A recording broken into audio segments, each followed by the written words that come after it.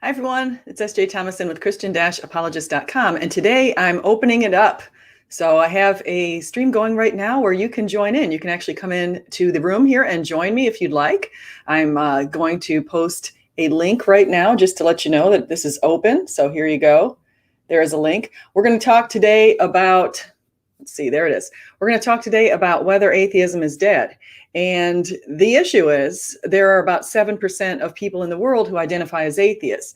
Now, if we look at the United States, which consists of about 330 million people, so we're the third largest country in the world, we can see that atheism is right around 3.5%. So I'm sorry, 3.1% of the population in our Pew polls has identified as an atheist. Another 4% has identified as an agnostic. And so there's a pretty good portion of people, about 7% of the population, who say they're either atheist or agnostic. So that's pretty interesting stuff. Now, what would kill atheism? One thing that would kill atheism is of course, if fewer people identified as atheists, or if people found compelling reasons to believe. And so the question is, are there compelling reasons to believe? Well, I would say the answer to that question is, of course, there are many compelling reasons to believe. For one, if you go out into the world and you realize that not everything can be explained in material ways, so that certainly gives us some reasons to believe that there is an immaterial existence. Certain concepts can't be explained materially. You have even our laws can't necessarily be explained in material ways. Not everything can be explained in naturalistic ways. And so when you realize that, and you also realize this difference between the brain and the mind, and not everything inside of your mind is easily explained by the contents of your brain, by the actions of your brain, the neurons, the flesh, all the different sorts of chemicals inside your brain, that can't fully be explained through something like atheism. And so I'm going to go ahead, and I had talked to my friend Craig Reed, and he was going to come in here. So I'm going to go ahead and check if it looks like, it looks like he might be coming in here. So he is one of the persons I want to have join me. Now, he is a Christian. I also have thoughts that I might get some atheists in here, because I definitely had some atheist pushback on Twitter when I posted my link that said, is atheism dead? And so the atheists would say, no, they're not dead. And so some of the evidence that we have for Christianity is surrounding Jesus's resurrection. And so if we look at what Gary Habermas has called the minimal facts argument surrounding the resurrection, we would say that the minimal facts, even looking at just extra biblical information, give us support. So for example, if we were to look at what we know from people who were even hostile towards Christianity in those times, in the early days, we know that the early Christians first went into hiding. So we know that Peter and the other apostles, the male apostles, were all in hiding, with the exception of John, when Jesus was being crucified. Peter had denied him 3 times. Jesus's half-brother James and his other brothers had tried to stop his ministry.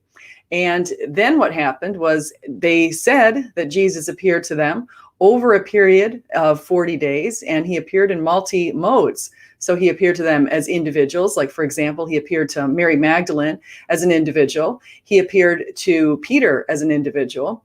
And he appeared to groups of people. He appeared to the 11 when they were together as a group. He appeared and disappeared. He also appeared to the 2 people who were on the road to Emmaus. One of them was called Cleopas, and the other one was unnamed. He appeared to them, and then, of course, he disappeared from their sight, and that's reported in Luke 24. We also have other people reporting that he appeared to a group as large as 500. So Paul reported that from an early Christian creed that even the atheists agree was written anywhere up to about 5 years from Jesus's crucifixion. And so we've got this early creed that says Jesus first appeared. He appeared to Peter. He appeared to the other disciples. He appeared to the 500. He appeared to James, who was Jesus's half-brother. And then he appeared to Paul. Now, what happened with that? Well, James decided he was going to be preaching in the Jerusalem temple for many years, risking his death. And of course, Josephus documented the fact that James was martyred. So he suddenly came out of this idea that he needed to stop Jesus' ministry, and he started Jesus' ministry. We have Paul, who was busy persecuting Christians and who was at the feet of St. Stephen. He came out, had a vision on the road to Damascus of Jesus. He saw Jesus, he heard Jesus, and he reported that in 1 Corinthians 15. And what happened with him is he also started preaching for Jesus for decades. And he, of course, was also martyred. He was beheaded under Nero. And this was in the 60s. We also know that Peter, who had denied Jesus 3 times, came out of hiding and suddenly was busy preaching for Jesus. And we have that documented really well by Luke in the book of Acts. And we also know from external sources that Peter was also martyred. So Peter was martyred. The tradition has it that he was hung upside down. He was crucified upside down. So we've got a lot of support that the early Christians, number one, said they saw the risen Christ. Number two, acted as if they saw the risen Christ because they were acting in very selfless ways, preaching for him for decades despite heavy persecutions. And we have lots of documentation of those heavy persecutions from people like Tacitus, who was a Roman historian. And others. We have Pliny the Younger reporting that if Christians wouldn't recant, he would have them murdered. And so he essentially was reporting that in his letter to Trajan. And so we also have that evidence. So there's a lot of good evidence for Christianity just by looking at the early Christians. Another good piece of evidence is the way they were for the first few hundred years. They were peaceful people. They had no legal protections, and they were periodically being persecuted in the church. Yet they believed that they saw the risen Christ. Those who actually said they saw the risen Christ showed us by their own examples that they weren't going to recant. So Peter, Paul, and John are the great examples of that. Peter, Paul, James, and John, I should say, are good examples of that. John, he's the one apostle that we don't think was martyred. Actually, I should say that. So John, the one who wrote the book of John, and that's probably the son of Zebedee, he was likely exiled on the island of Patmos and not martyred. So I want to say hi to everybody in the chat. I also offered to open this up to people, so I'm going to go ahead and post a link if any of you guys are daring enough to come on here and talk about if atheism is dead. So if I said Christianity is dead, I would consider that an insult to Christians and incorrect, but that's just me. Yeah, Christianity is not dead. It would be silly to say that when you have over 2 billion people in the world who followers of Christianity. And so that would not make much sense given the world only has just over 7 billion people in the population. So we have a significant portion of the people who are Christians.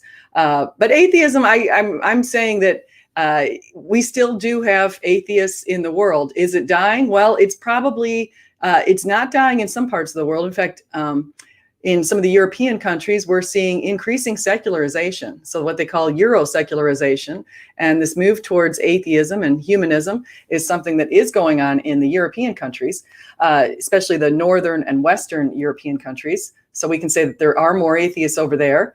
It tends to be when there's lots of creature comforts and the churches, people aren't using the churches for the services that the churches tend to offer, like help for the poor.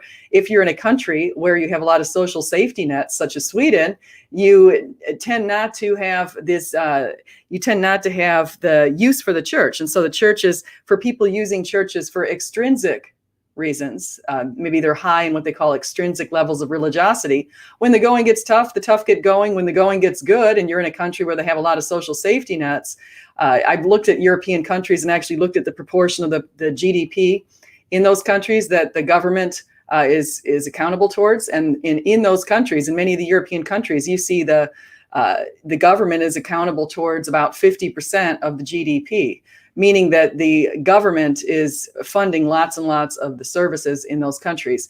You tend to see colleges that are paid for by the government, daycare is taken care of by the government. You have a lot of paternity and maternity leaves that are taken care of by the government in a lot of different ways. And so we have lots of social safety nets in those places. And it just tends to be where you have the social safety nets, people aren't using the churches. Now, in the United States, we don't have all of those social safety nets. So we don't have universal health care, and we don't have college tuition paid for by the government. It's supplemented, certainly at the state universities and that, but it's not fully funded by the government.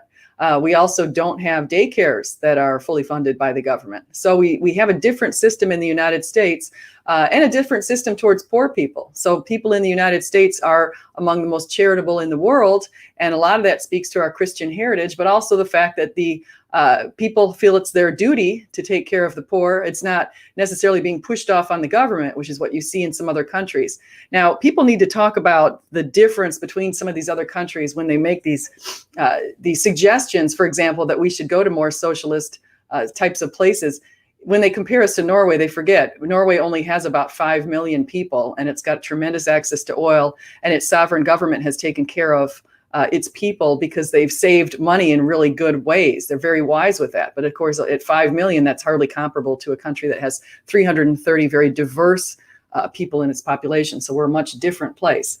So yeah, Hellbound Heathen, I'm just going to comment from what I see in the audience, is saying atheism has been around for thousands of years. You know what's really interesting is when in the Roman Colosseum, when people were talking about atheists, in those days when they were doing the sorts of things that used to do in the Roman Colosseum, especially the martyrdoms of many Christians, which we saw, they would actually say down with the atheists. That's some of the things that Christians would say, but they were actually referring to pagans back at that time. So the word atheist back in those days was actually a reference to pagan believers. And so that's kind of an interesting thing. But this idea of atheism as the non-belief in God has been around at least for a few hundred years. And we have evidence even from going back to the 1970s, where suddenly a lot of people redefined atheism to mean a lack of belief in God. Now, why did they do that? Well, you redefine it as a lack of belief, and suddenly the burden of proof shifts to the person who's the believer. Okay, says, I don't believe, you believe, therefore you have to prove to me. Instead of saying, I don't believe in God, I lack this belief that you have. So you have to justify your belief. So that's something that some atheists would say. And so Daily Apologist says, I don't think atheism is dead. I think it's on the rise. Yeah, Daily Apologist, you guys come on in here if you want. I think that you're right.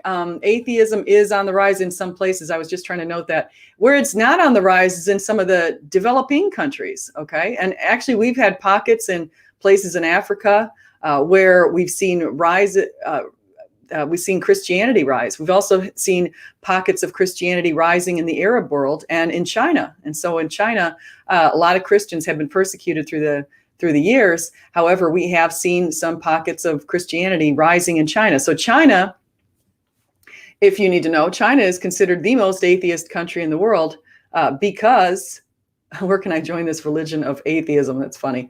Actually, that's going to bring me to something that's really interesting in just a second.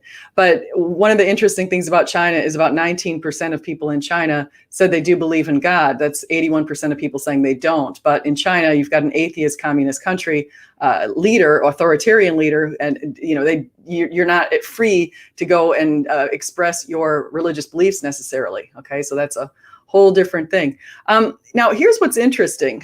I think I can't. Oh, yeah, I can share the screen. So I'm going to show you guys something that relates to what somebody just said. And it's on religion. Okay, I'm going to show you guys something really interesting. Let's see where this is. Okay, so here is what we have here. So I'm going to share my screen. See if you can see this. Whoops, application. Oh, you can't see that. Chrome. Here we go. Okay, so can you guys see religious discrimination in the United States? Here's what's interesting. Atheists and agnostics are protected under Title VII of the Civil Rights Act of 1964, specifically. And so I'm just trying to show you this religion of atheism is, atheists do not consider it religion. I'm not seeing it right here. Let me just see if I can find.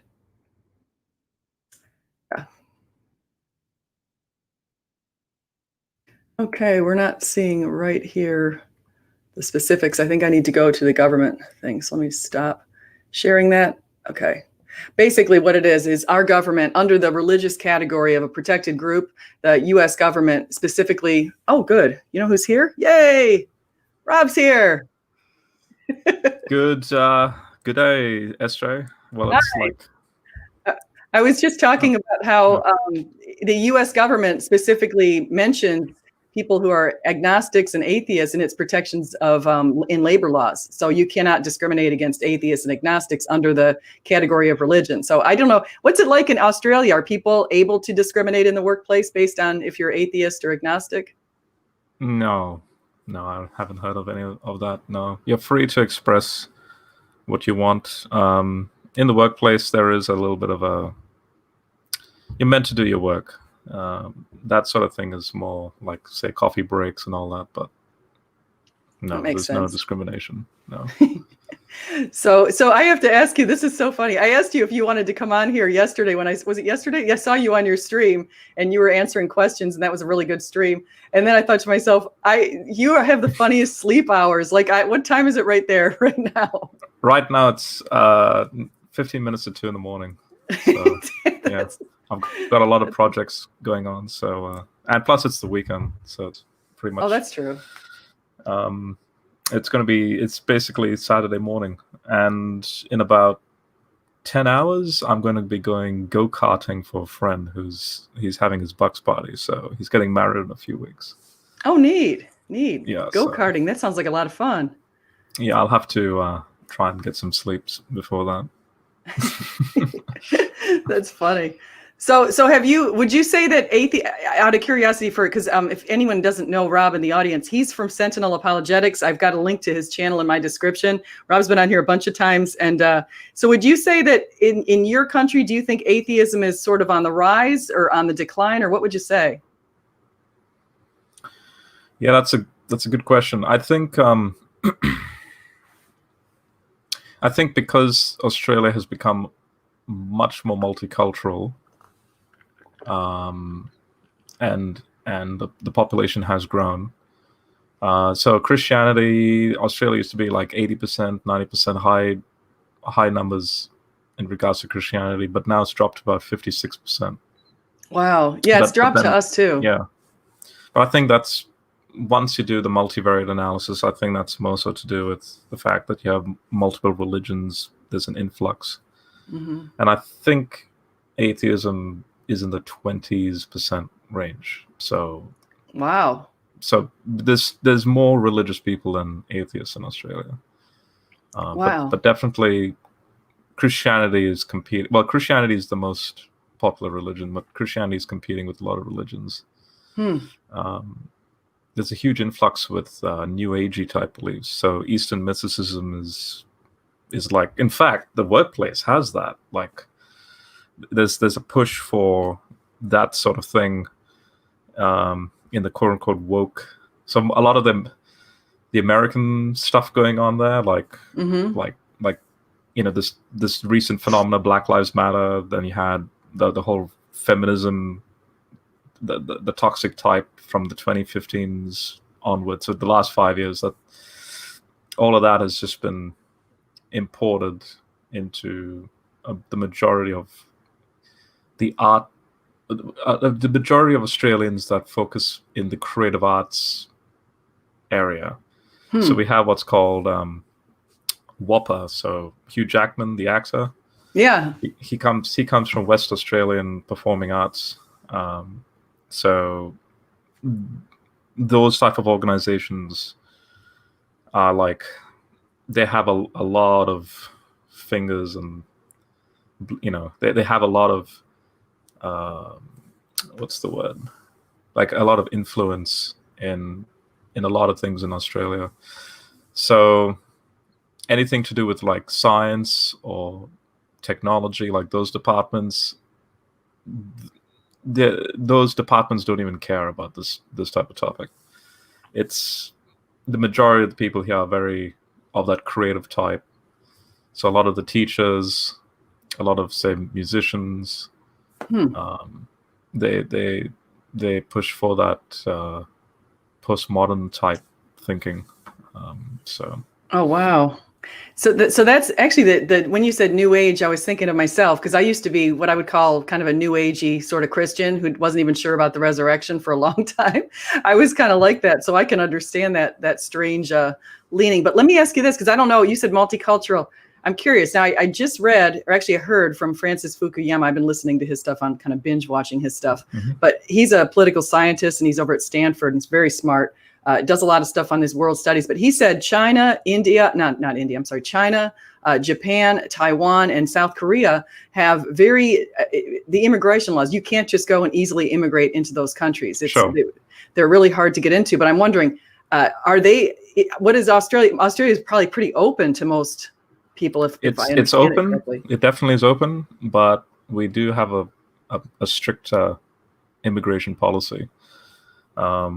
before, so when my folks came here in '97, in fact, all of us, we were running from persecution in India, and my mom had to get like a master's degree and all that. Like that took 3 years to do. So we have a point system, and so that the immigration method is that, look, if you fit these criteria, if you also have a sponsor who's been working here and so on, then sure, come in. But now it's a lot harder because Australia is multicultural, and I hate to say this, but it's true, because a lot of the mostly European white, so the men here that are mostly white and European and have a quote unquote, this is how it's all interconnected. So they have like a white privilege compared to, say, the indigenous population or any other immigrant that's non-white. You see, this is where it's very subtle, because they then utilize that to push the agenda of that whole, racist sort of thing, right? But basically, a lot of these white men who are businessmen and middle-aged and successful, they, funnily enough, they don't seem to be secure or successful in a family unit like the nuclear family. Mm-hmm. Not all, but maybe in the high 50s, early 60s% range, which is a pretty big number. So like, things like divorce rates and all, that's, believe it or not, it's a big thing here. So these men, they go out to, say, the Philippines and those Indonesian islands, so like Bali, Indonesia, Philippines, Thailand, that's all north of Australia. Mm-hmm. And naturally, those women are looking for a means to have a better life. And so they attach themselves to these men. And so then these men obviously fall in love very quickly, so they bring them over. And that's why the point system and the whole immigration system has had to have an overhaul because of that. So it's harder to get into the country because of the way certain people have behaved, specifically men over here in Australia. That is really interesting, actually. So when you said with your mom, so the system was before, when you say the point system, my knowledge of Australia is you have to have, like, they give more points if you have a higher education as far as your chances. Sure. Is that true? Yeah. Okay. Yeah. Yeah. So when you said your mom had to get a master's degree, it was probably because she wanted more points, or? Sure. And it can also be related to, like, what's your family history like? What type of jobs? And, like, for example, my folks, mostly European heritage. So my mom's father was in the Indian military. So there's like an honor sort of perspective. So the government will honor, like, oh, you fought in World War I and II, say, under the British context, right? The British Army, because that's interconnected. We're all part of the Commonwealth. So, in fact, that's another thing. A lot of the Australians want to, they want to have their own Brexit.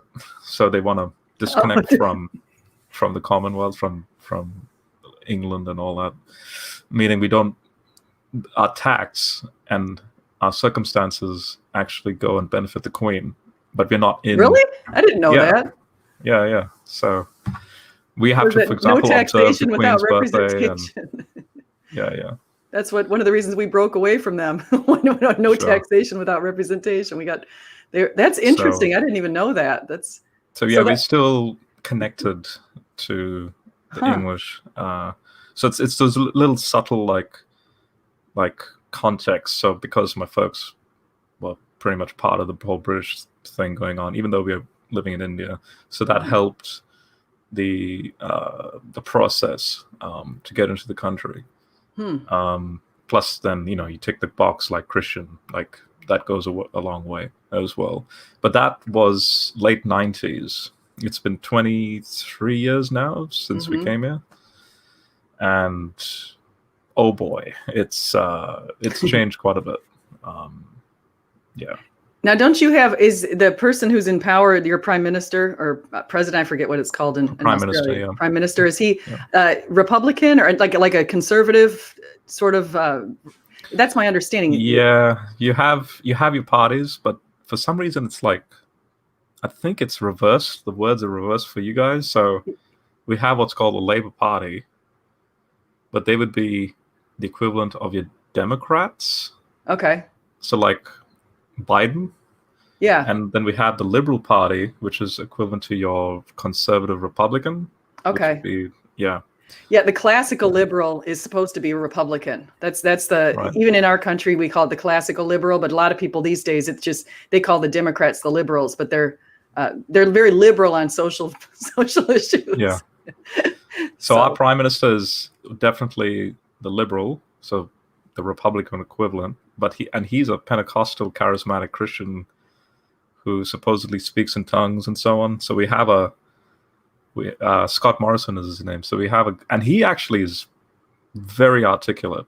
In fact, he would be like, you know how Obama is very articulate in the way he talks? He's the Australian equivalent of Obama as far as, the way he talks. And yeah, we like the famous one was when we first came here was a guy named John Howard. So they would be the Liberal, but then you'd have the Labour coming in now and then. So a prime minister representing the Labour Party. And now you see that this goes into the whole, where does the money go and how is tax distributed and so on. So for example, when John Howard was prime minister, the Australian dollar was very high as far as the strength of the currency. And we had a good surplus as well. Then when the Labour Party came in, we went into debt big time because that money that was in surplus was used in a lot of things. Sure, it was good things, but the value of the dollar went down and we're still paying for it. We're still in debt. So, yeah. So was it a bunch of like social services and welfare programs and that sort of thing? Big time. Yeah. So that's what okay. Because now notice that whole social justice thing coming into play. So all of that was, yeah.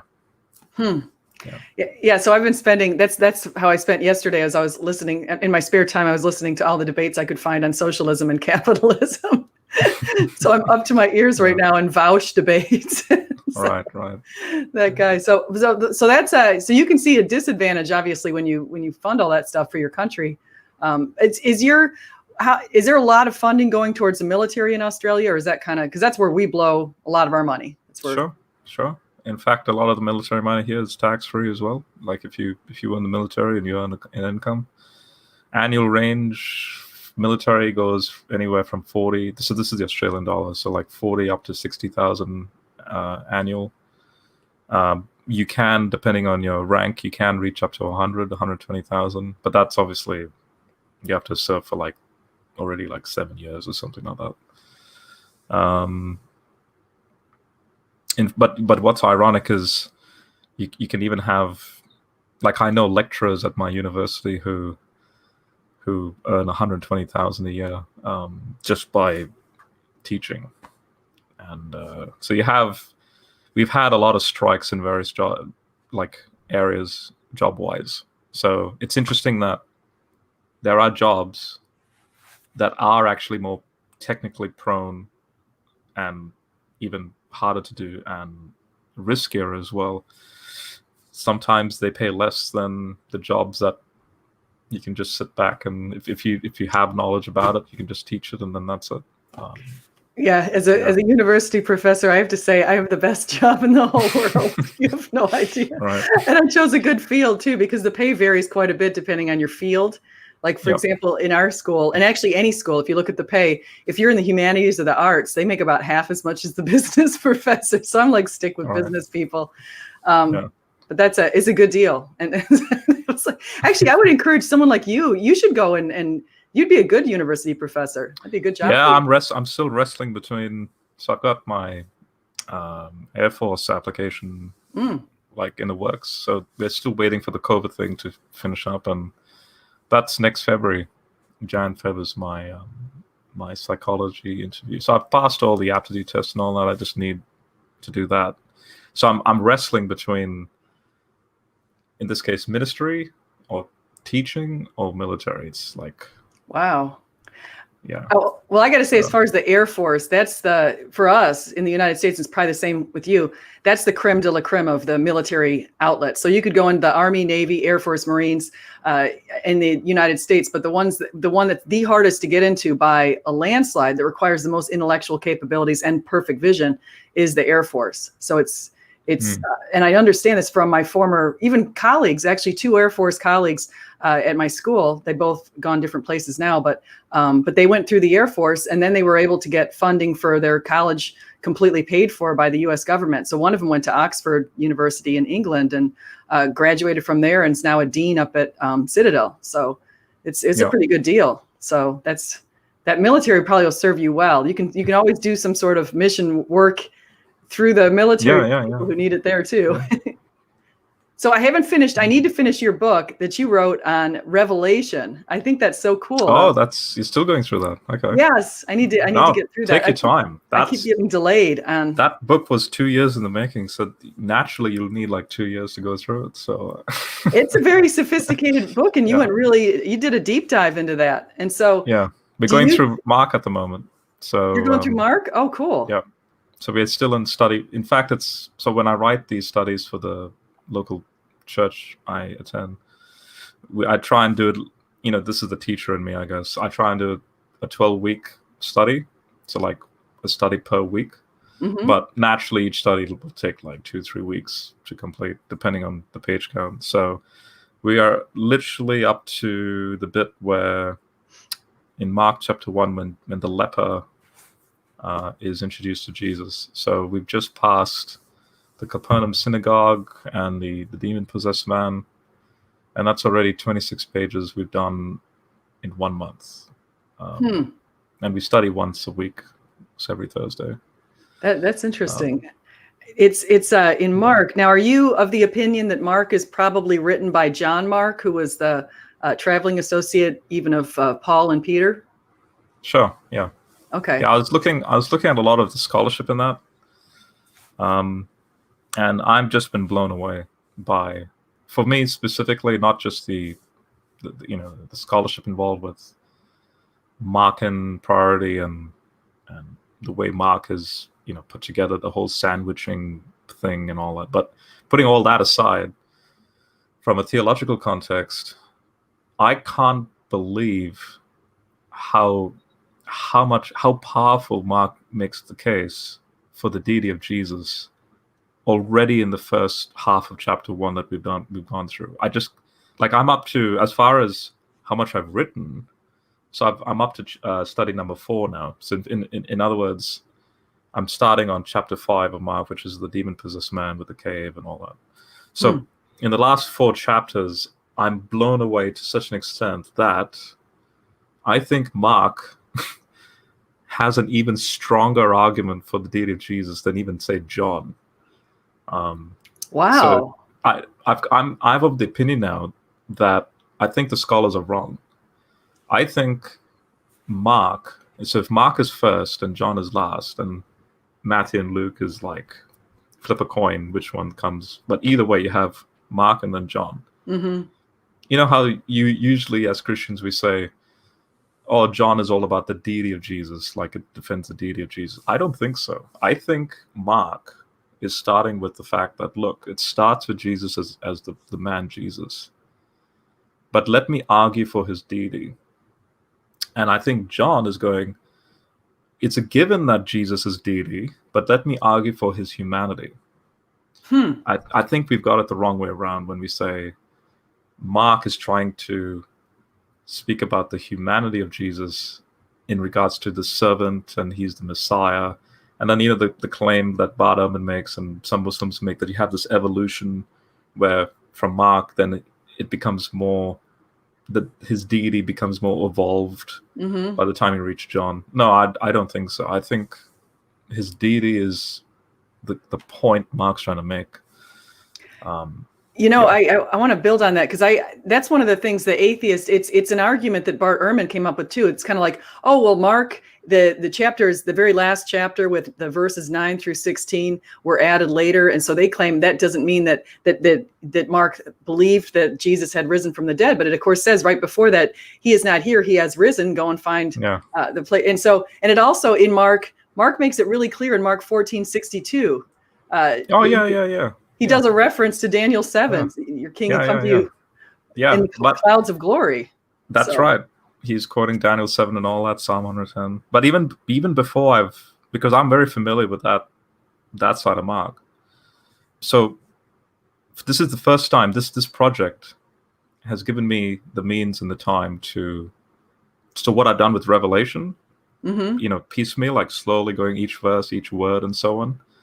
I've been doing that with Mark, and I've just been blown away. Like, for example, sleeping on the boat in Mark 4. You have what's called the sleeping deity motif in the ancient Near East, where because why does God rest in the Old Testament?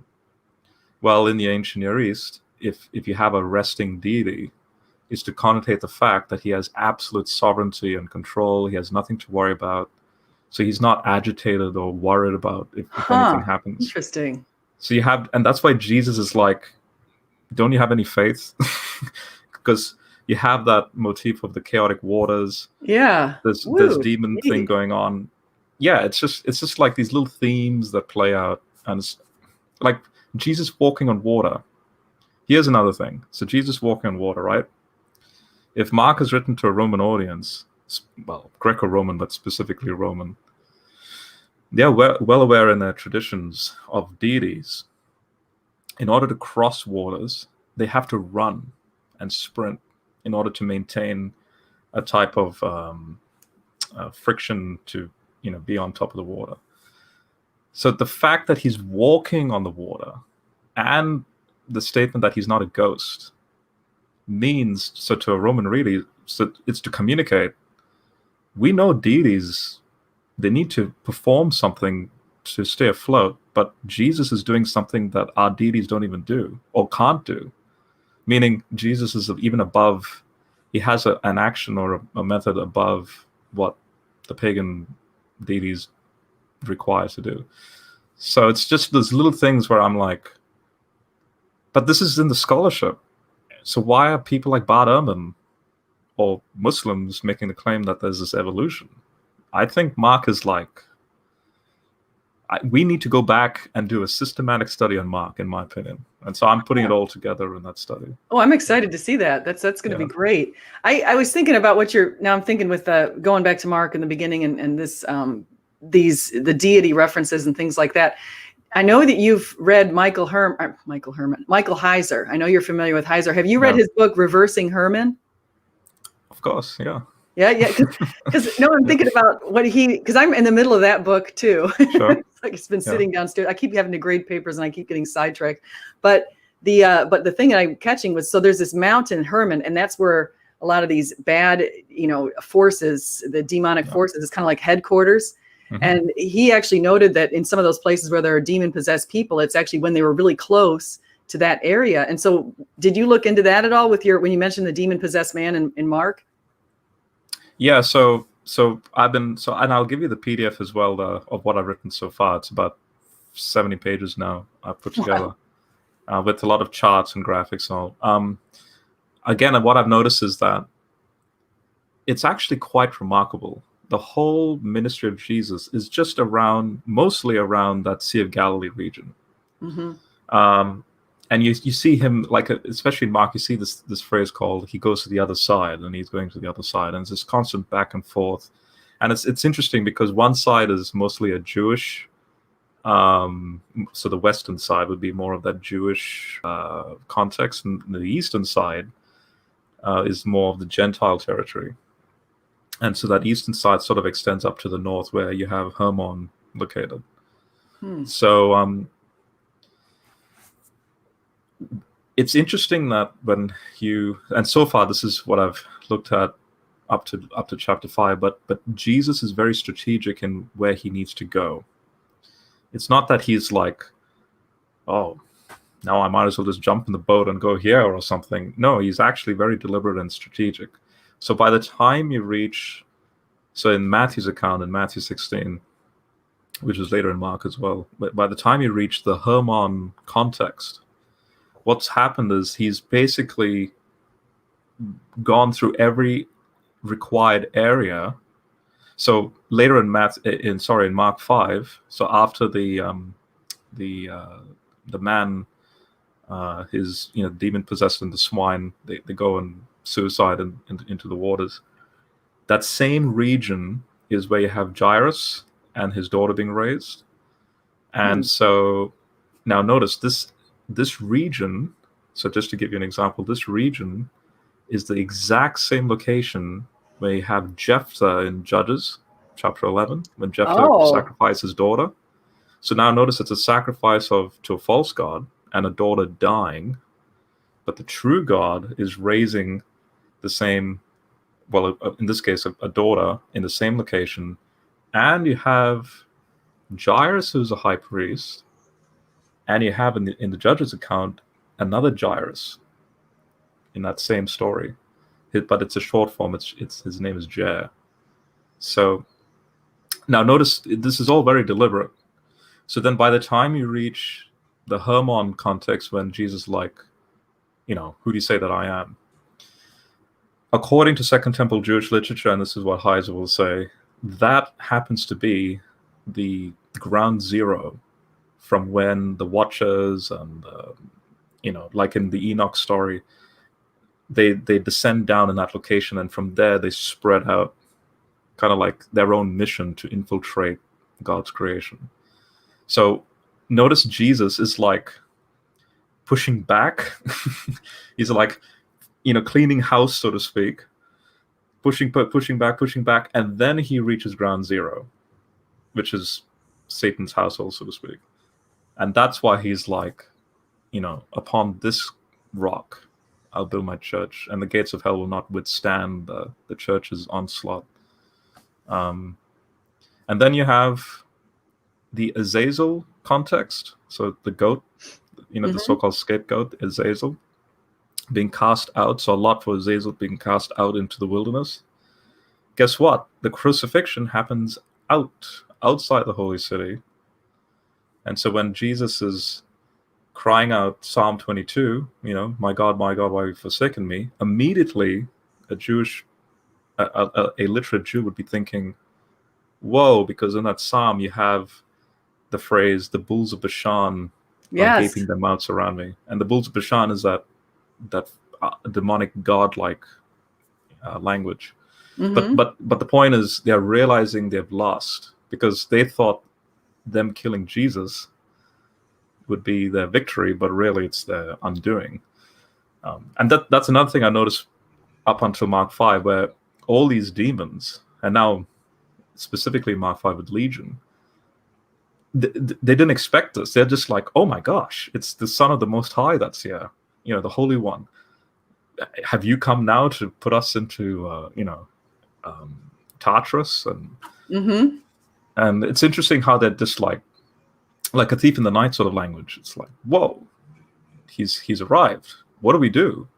And then that's the whole plot, right? To try and, the conspiracies arising and to try and kill Jesus, and why Jesus then deliberately quickly sneaks out, because it's not the right. Notice that phrase, it wasn't the right time. So notice there's this.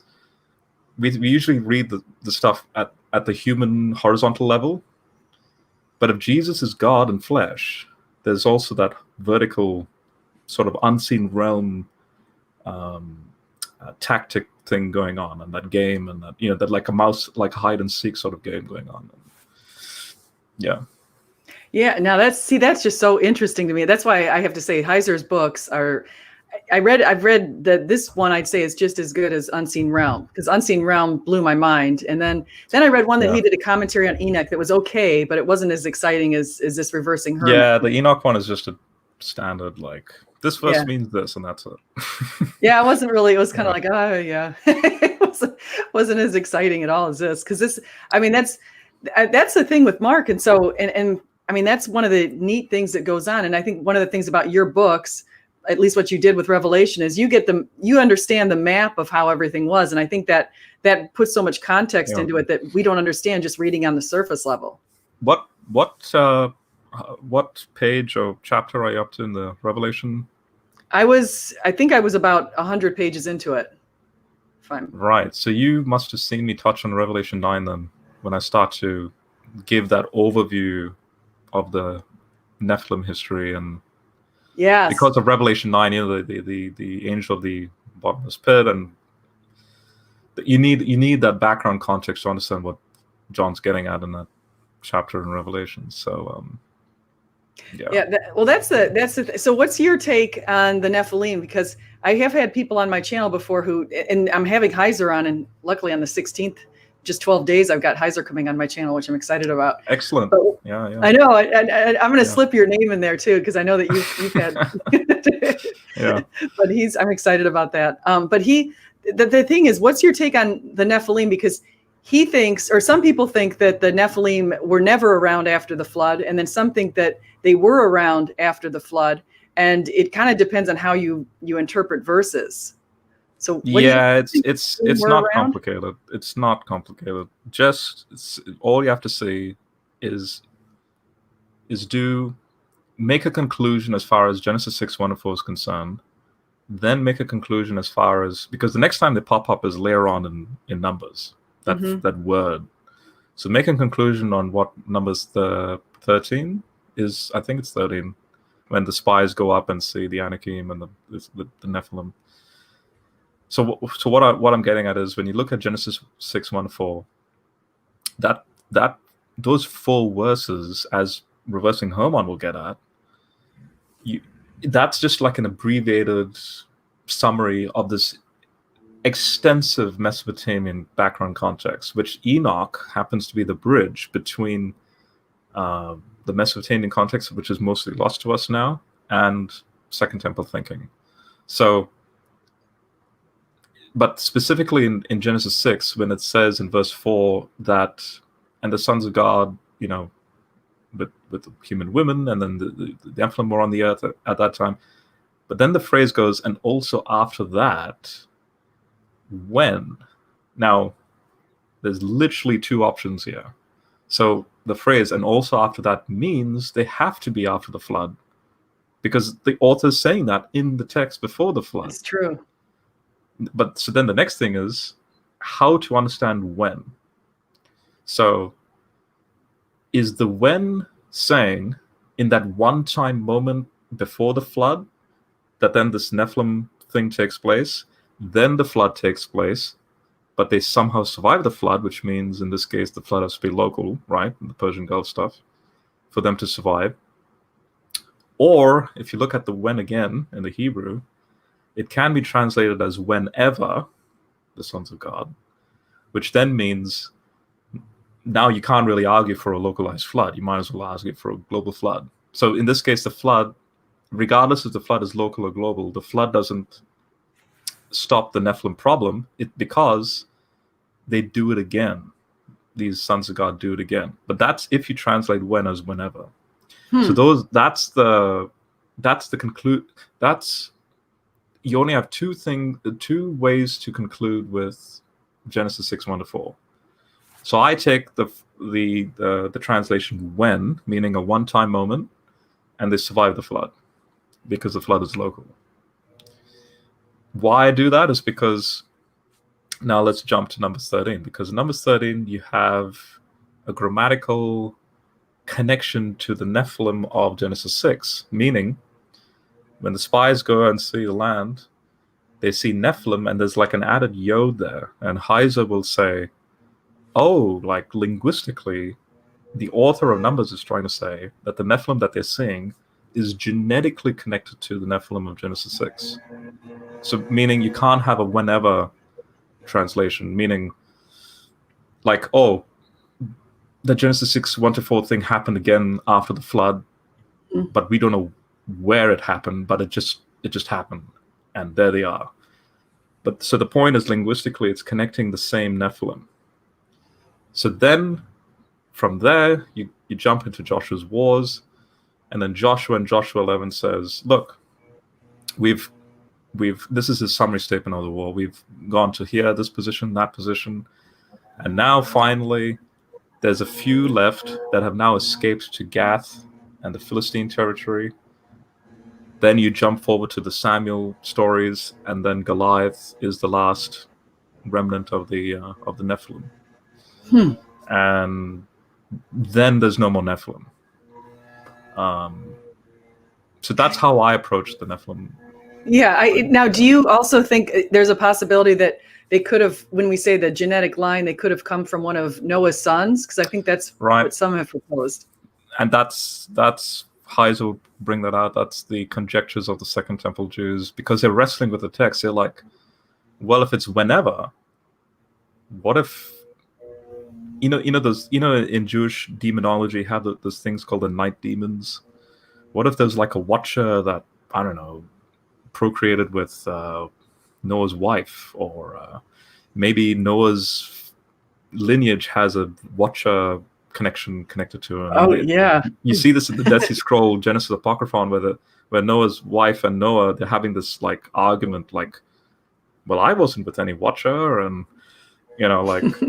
so because apparently these things are still this problem is still proliferating. So notice that the Jews at the time, they're wrestling with the text and conjuring up these apocryphal stories to explain the continuation of the Nephilim. So to keep it very simple, just keep it as when, meaning a one-time moment.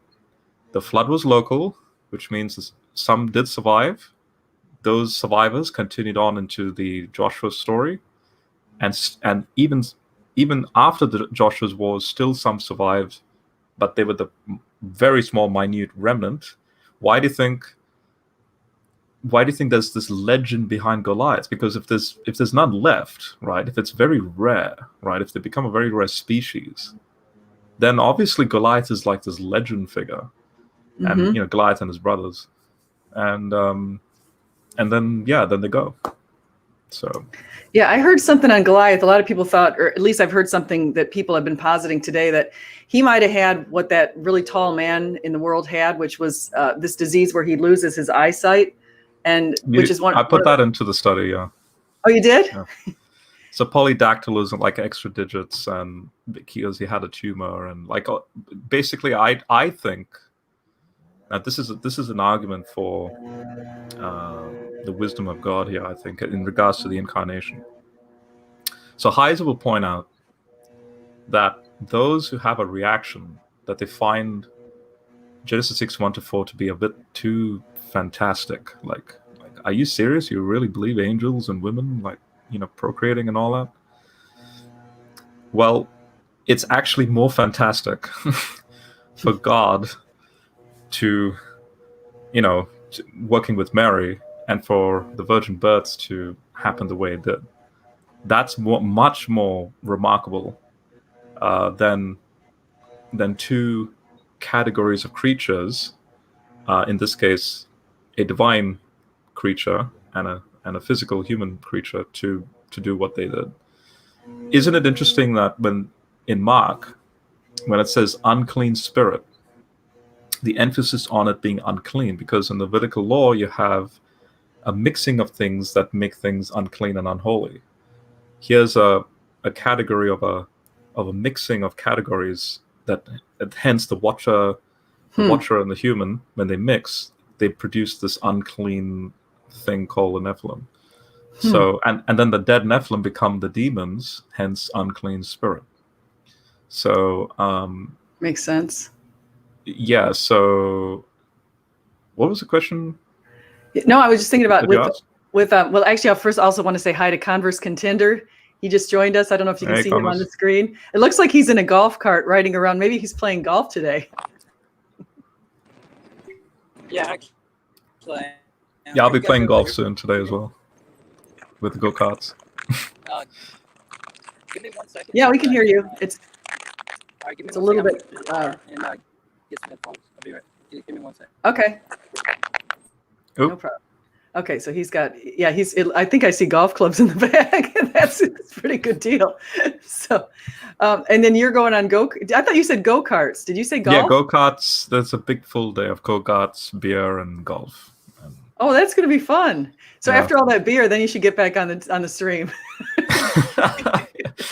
Yeah, imagine I'll be rattling off if I'm tipsy. That's for sure. Like, yeah. Oh, that's funny. No, we talked about Goliath having that sort of. Oh, that's right. That's disease. right. So I think now I say this in the study. You'll see me show the history of polydactylism, the extra digit stuff. You'll see me show like a mummy shroud of a female with extra toes, and I go through, believe it or not, medical journal texts showing that because they were looking at it purely from a medical context about giantism and the genetic deformities that take place.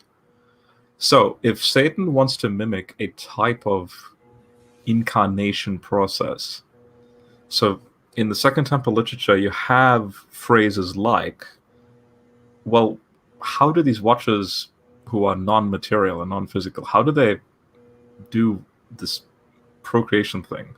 So you have phrases like, the watchers transform themselves into human males. Like you have that very technical phrase, transforming. So it's kind of like this, they materialize. And it's kind of like in Hebrews where you have that tradition, you've entertained angels unawares, like stuff like that.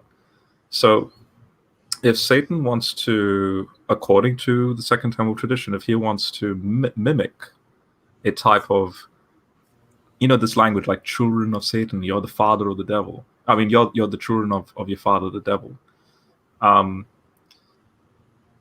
It's interesting that they're creatures at the end of the day, and they will not produce something that is perfect because they don't have omniscience as far as the genetic means to create this thing known as the Nephilim. Whereas Jesus, so if you think about it, God is obviously omniscient. He needs to create a zygote in Mary's womb that has the genetics of Mary that connects all the way back to Adam. So, which means he has to create a sperm cell to fertilize Mary's egg to make that human connection. And God is not the one, he's not having sex with Mary like what the Mormons think. But the point is that when it says that the Spirit will hover over Mary and incubate what's in her and form the body of Jesus, God knows exactly what's required to make the genetics work because he's omniscient, whereas the Watchers are not. So it's interesting how when the Nephilim are produced, and when you see things like Goliath being described as having extra digits, and he's slumbering forward, and he's blurred vision, and I find it interesting how those deformities become commonplace amongst humans that are otherwise natural humans that are like 5 foot, 5'5" at the time. So that's another clue to show this is something very odd. Like if you were a naturalist looking at the story, it is very odd to see a population of 6.5 feet tall people, but the majority of them being genetically deformed as well. So the origins of the deformity, it's because giantism and that type of deformity is very rare. That's the point. So that is interesting. Converse, we got you back in here, and we also have Jules on. All right, guys. Hi. Good morning. Well, good day, I should what's say, up? I guess. Hi, Jules. Can y'all hear me all right? Yeah. Sweet. So SJ, I sent you in the chat, Awesome. but Go ahead. I am a Blaster Master's wife. I believe you talked to my husband maybe last week or something. Yeah. So, yeah, that's who I am. So I'm not a complete stranger. I'm just a weird lurker that I guess I've been making so much noise doing dishes, listening to y'all talk that Blaster said I needed to come ask my questions to you guys. Oh, that works out well. That's good. Now, are you a non-Christian too, like Blaster Master? I am a recovering Southern Baptist. Oh wow! So I'm a current yeah. Southern Baptist. I see. Like a straight up SBC church, like. I go to Southern Baptist Church. I mean, I'm not. Are they a member of the Southern Baptist Convention and follow like the kind of the hierarchy of that denomination? They don't really seem to do that explicitly so much. It seems pretty egalitarian over there. I mean, it seems like it's its own little deal. It's the church I go to is a part of this related church that's in the area. There's two other churches that are the Bell Shoals Baptist Church, and this one's sort of one of those. Yeah, because I actually was a Southern Baptist summer missionary my freshman year of college, and so I was at the Elkhorn Baptist Association in Lexington, Kentucky for a summer. Nice. So I mean, kind of always seeing the kind of the hierarchical structure that kind of works around it as far as that denomination, of course, which I'm most familiar with. But similar to you as well, like my dad grew up Catholic and my mom saved him, I guess, from his Catholicism into Southern Baptistness. So you do know, my history. Oh yeah. Often sitting here with my good husband, Blaster Master. He usually keeps me well entertained and abreast of what's going on and stuff. So yeah. So now, do you have? You said you had a question, and I have two very smart Christians with Converse Contender and Rob. So I can hand it off to them. Well, that's what we were kind of thinking. I mean, Rob, it sounds like you totally love the Bible and think it's like super amazing, awesome, and you find so much meaning and stuff, significance there. So, So yeah, I mean, your passion is really strong. However, my husband was telling me that you told him that what convinced you was personal experience more than the contents of the Bible. Is that true? Yeah, it depends. Well, I mean, what convinced you that God is real? Was it the Bible, or was it a personal experience that you would say is somehow supernatural? And so as far as the heart issue, the personal conviction, all that emotional engagement, that was definitely 2-3 years later. The first couple of years was just my very serious, honest question about death, because of my opa's passing in 2010 and touching his cold forehead, and then the rabbit trail process after that, where I'm pretty sure humans for 100,000 plus years have been asking the same question, and so then because I was an atheist before, but my family was majority Christian, but they didn't force anything onto me. It was just they just allowed me to be me. And yeah, touching his cold forehead, that made me ask the question, why is the universe the way it is? Why is death this, like it's actually the way it is? And is there a solution to death? And so this is where now religion comes into play as far as my investigation. So obviously humans have asked the same question. Humans have engaged a type of solution to that question. So you have various, now notice, because I'm coming from a science background, so you have various models. Like in Hinduism in India, you have this reincarnation process as their explanation for, well, death, actually, don't be worried about death. It's not the enemy like what the Bible would call it. It's just part of the cycle, and on it goes.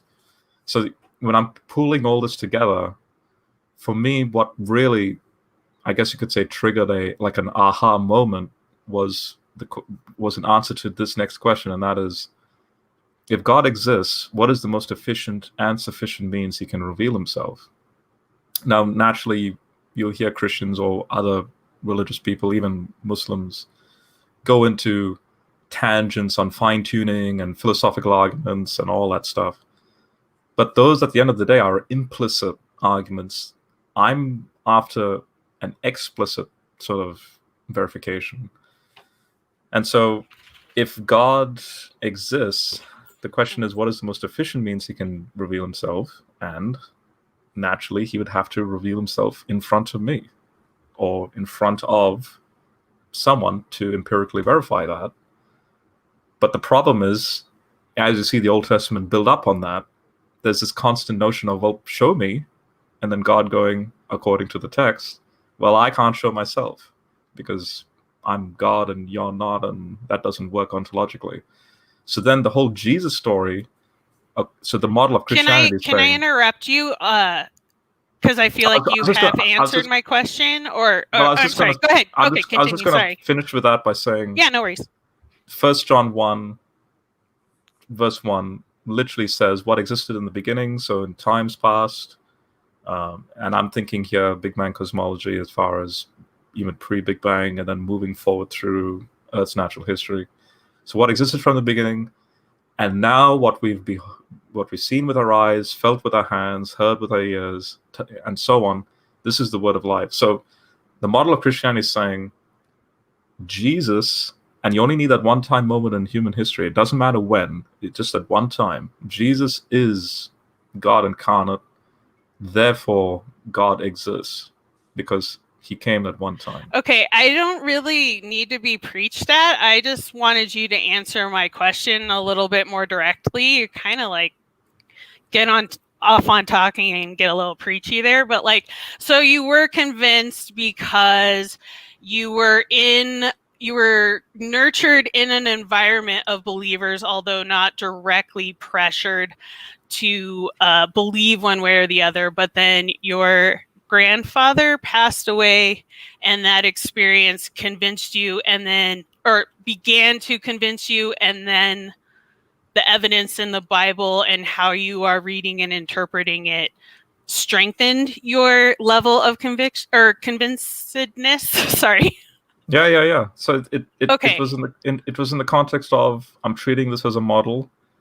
Let the best model win with the least amount of assumptions. Occam's razor all the way through. Because you are wanting there to be an afterlife. No, it was just which model satisfies. Because your comments about death were seeming to me to link it to this idea of like, since the Bible model makes death into a evil thing that we have to fight, that so you want to.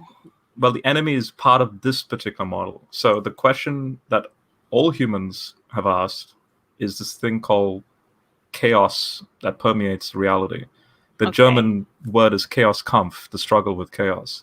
So you have people groups that have attempted to explain why. Like, you have the scientific argument, which is thermodynamics and entropy and all that. But what about the fact that it exists, and why? Like, why does it exist? Interestingly enough, have you seen Tenet, the new Christopher Nolan movie? No, I'm a poor PhD student. I don't have money to spend on new movies. Because I saw that the other night. I also have to do a lot of reading and writing. I'm a full-time teacher and student, but it sounds interesting. Sorry. So Tenet is all about time and the reversing of thermodynamics, and the big question in physics is all about, when you reverse thermodynamics, do you reverse time as well? And the very weird thing about time is no. Time keeps going forward. But isn't time pretty much like a human convention that we've kind of all agreed upon? Like, it's not really like an actual physical thing, is it? It's more of something that we have applied certain measurements to, right? Time is interwoven with the fabric of the dimensionality of space, hence doesn't space-time. It just help us like talk about reality though? No, it's a physical phenomena. So the GPS satellite systems around a planet are aging faster than you and me, from a relativistic context. Why would something non-biological age in a similar way as me? Meaning the or clocks in a faster rate than me. Meaning aren't you comparing two things that don't compare? No. Meaning the the clocks and the entropy of those satellites are Okay, at I a see. faster rate at a relativistic context. Because of their position, Hey, wait, let me Yes. because break of where in they here are before- located. before I Okay. forget. We've got a question here. I just from the audience. I just Oh. want to see if you guys. It says, "Did you see my question? What does Rob think about the Tower of Babel? Is it real or literal?" And I guess we could also, if Converse wants to pipe in, and then of course, if you have an opinion on the Bible itself, Jules, I have a feeling that you don't really appreciate the Bible, but that's fine. So. Well, I don't think it's really about appreciation. I mean, I do have a bachelor's degree in English, and therefore I have studied a lot of literature, and I would say that the Bible is a very, very much a part of the Western canon of literature. And so I just don't think that there's anything that really substantiates it into anything other than a literature type context. So anyway, in fact, that point Jules just made, Western standard in a literary context. Now, I would say yes if you're talking about the classic King James translation.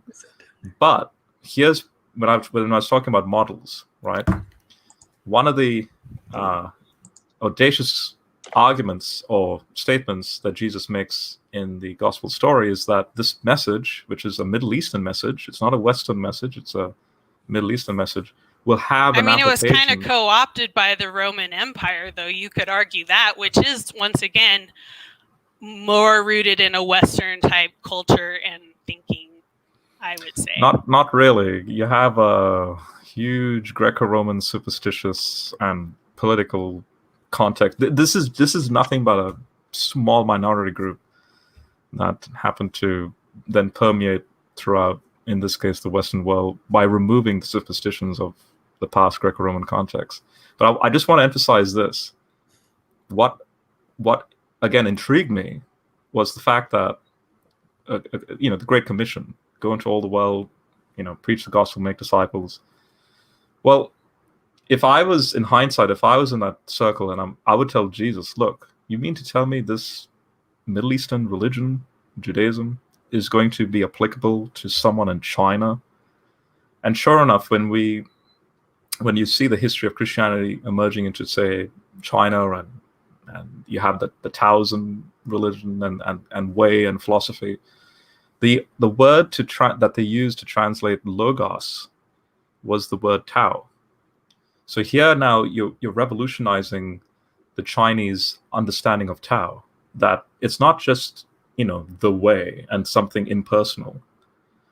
The Tao becomes flesh and is now a person, and it's a personal thing, and now the Tao can indwell you individually and can motivate you to behave a certain way. So I mean, borrowing is the common property of language itself. So sure, I don't quite get what it's a word getting at. But Tao, you see, logos and that usage of logos, and again, if what I'm saying is it's a model, keeping in mind if God exists and if he's the one working this all out so that the Great Commission can work out. So you have a Greek word logos, or the Aramaic equivalent memra. Now apparently this message has to be applicable to Chinese culture. Well, the word that comes closest to logos is Tao. So in the Chinese Bible, when they read, in the beginning was the Tao, and the Tao was with God, and God is the Tao, and then the Tao becomes flesh, that is a remarkable, never before heard of statement or claim, philosophically, religiously, all that, for a Chinese person to read. And that'll raise eyebrows in their culture. That's why a lot of Chinese become Christian, because of that. Yeah, I totally disagree that the scriptures are Western, right? Maybe they expanded or went out to the Western world and were agreed upon by Western thought, but yeah. I think they were picked and chosen by a group of dudes in Italy. Let me. And they excluded things, and they intentionally included things, and so once again, the output, which is the Bible, is a Western construct, and Let me just say something really quickly. I'm going to really quickly run away, grab my credit card, come back. I'm just going to upgrade this so I can have more people on my service. So you guys keep talking. I'll back. So even if I were to give you 100%, if I were to take a bunch of Asian documents from, let's say 1000 BCE, and I were to assemble them in an order that I like, it wouldn't change the fact that they're Eastern in nature. It would just be that I was choosing the ones I like. But you aren't at the step of like translating them and having translations of the translations being produced of them, and potential for error in translation and stuff like that. So yeah, I realize that maybe its origin is like in like a Middle Eastern context. I don't think that context is really applicable to the Bible today and the way that you guys are talking and referring to it. To this. If you look at, say, the Alexandrian manuscripts, and then you look at the majority texts, right, the Byzantine text family, what variances do you see in those texts? I mean, I know what a lot of them are, but my point is, how much variation do you really see to think that this was all just changed around? And I have my questions too, but I'm just saying, I think you're kind of beating up the Bible a little more than what you actually can, is my point. Okay. All right. Yeah, I'm sorry. I'm not familiar with those texts. Even when there there's the texts that are most of our Bibles. But that's not what we refer to. I mean, that's not what Rob is talking about when he's like loving on the book of Mark so much. I mean, he's not talking about the ancient roots of it. He's talking about a Western translation of it and how it applies to the Western convention of Christianity. My problem, though, was that when people go into saying, well, this was all changed by the Romans, this was changed, that was changed, this was changed, and this was changed. We have all these translations. They're all different. No, they're not. You can pick up the New Revised Standard or the NIV or the King James. Well, then why do some Christians only choose one version as their set version, and they say all the other ones are not representative? Because they may feel that for their views, you only have so many words you can choose from in the Greek or Hebrew, right? And maybe they may bend a little bit towards their doctrines or such, but you can only go so far in that. I mean, it becomes ridiculous after a while, and that's why you end up going back to the Greek text and saying, well, what we have generally to look at is the Alexandrian and the Byzantine text family. And, I mean, what are you going to do about it? It still comes out pretty much the same. Wait, I'm confused as to why the Alexandrian and Western texts are being mentioned here. What's that? What's the context of Vaticanus? I mean, why are you bringing that up? Because when somebody says that this was all changed, the Bible is changed. I don't think I use the word changed. I would almost say co-opted or like assimilated into a different cultural paradigm and construct. I mean, once again, being in a research context as a PhD student, I don't care what. That's not relevant. Okay. It's not relevant because anybody can still go back to the original Greek. You can look at not a billion, but a whole ton of translations that basically say the same thing for the most part. And it's still going back to the same text family.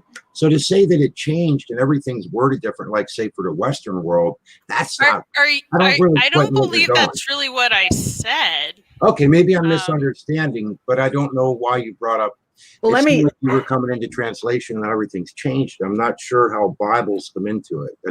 Let me just interrupt really quickly because I want to have all of you guys introduce yourselves because I have a bunch of people here and I don't think you've had a chance to say hello. And so let me just start off with if you guys just want to do a brief introduction of who you are. And so everybody in the audience will know. I've got a bunch of great people here in the audience too.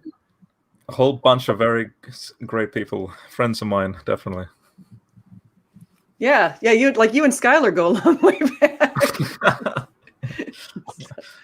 No, we got like Nathan, Craig, Converse. I know all you guys are great. I haven't met Bruce and Jules before, so. Hey, sorry.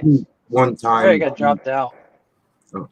I actually just wanted to come on I heard you guys talking earlier about Mark and I wanted to. I'm going to go through a bad area here in a minute, so I'm going to get kicked off again. But you guys can hear me okay, right? Yep. Yeah. Okay. So one thing I wanted to say when you guys are talking about Mark and scholars kind of saying that John and Matthew seem more embellished as far as theologically. I just thought this, and maybe you guys can give me your take. It may be because Marcus and Lucas are Greeks, and it seems obvious that Matthew and John, the Jews who are writing, would have more theological message from Judaism. Of course, it just seems to me like Luke is writing a letter to an official, right? And so whenever you read it, it's like it says something like, in the 15th year, or dear most excellent Theophilus, in the 15th year of the reign of Pontius Pilate, when Herod was the tetrarch of Galilee, and his brother Philip was the tetrarch of Trachonitis and Iturea, I think. And, Lysanias was the tetrarch of Abilene, and he just keeps going on about narrowing down when exactly he's writing. It just seems like, of course, Mark and Luke are not using as much Judaic theology because they're Greeks writing. So it doesn't seem to me that that's a good argument. Yeah, it comes actually more so in the context. And I was reading it's a German scholar. He wrote a Mark study, and it was published in 2017. It's the most recent one. That when you see the growth of the church, and then there's wrestling in regards to what's the earliest New Testament document. So is it James or is it Galatians? So James is when you see certain terms in James, it's very Jewish. But Galatians is that, when he gets into that whole notion of the apostle to the Gentiles and the apostle to the Jews, and so like that Paul wrestling with Peter, that sort of thing, Galatians 2. So when you sort of like chronologically place out the church planting in the context of Acts, Mark happens to come from a Hellenistic Jewish attempt to reach out to the Gentiles. So you already have, like, you don't need a gospel for the Jews, basically, or Christian Jews in this case. You already have churches established in that Jewish vernacular. So then Mark has that very Greco-Roman, but more so Roman flavor to it, because as scholars will point out, Mark is a very it's like a 2-hour movie. It's like it just cuts scenes every couple of verses, and it's a fast-paced sort of thing. And I believe it's fine-tuned to showcase that Jesus far exceeds the Greco-Roman gods by utilizing certain terms and imagery. Yeah, interestingly enough, it was Bart Ehrman who you mentioned, but obviously who is one of the main proponents of that view. But it was actually Bart Ehrman who gave me that idea, because in his debate with Robert Price was making a point about Mark and John, and he says, well, yeah, but Mark doesn't have this Jewish theological embellishment like the other. And Bart said himself, that's because Mark was not a Jew. And Robert Price kind of looked at him like, oh, yeah. I know Mark does have theological messaging, of course, but he's saying, like, in the word in the beginning, and a lot of the things about that Jesus says in John's gospel and in Matthew, they do have more of a Judaistic theology involved, it seems. But that makes sense. Look at so on the Discord or like wherever I put the link, the central commentary on Mark.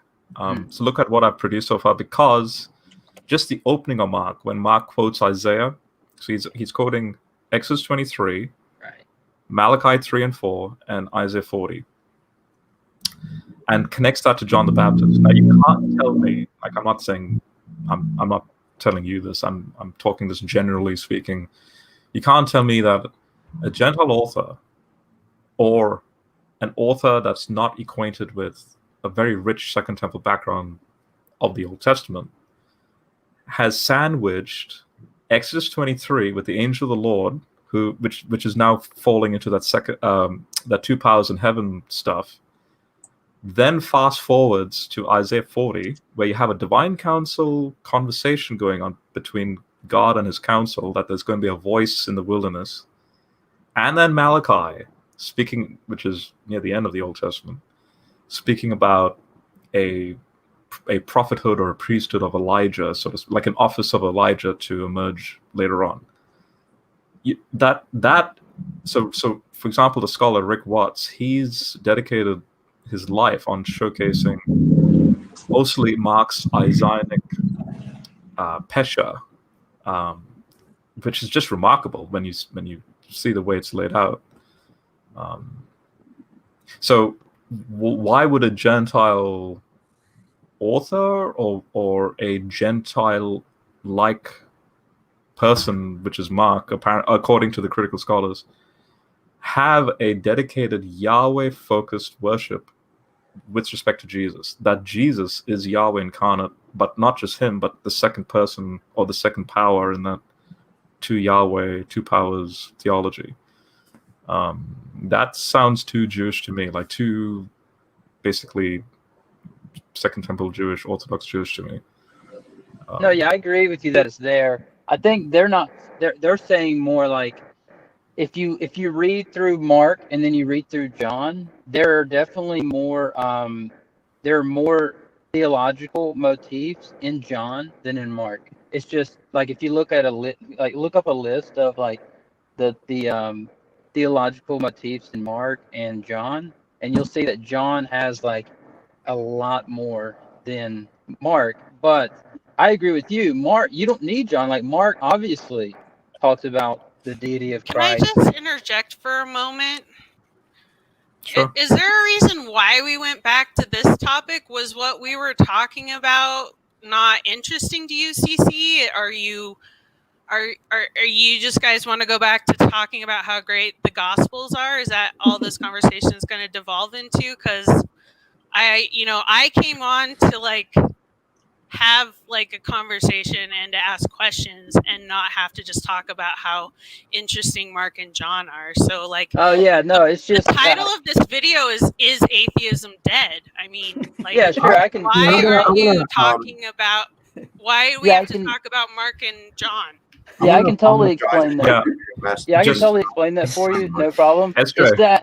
It's that Yeah. I came in before you, and instead of getting to ask my question or whatever, you came in, so we let you start. So, You can but remove yeah, we that. can totally No go worries. back All into right. your thing. Yeah.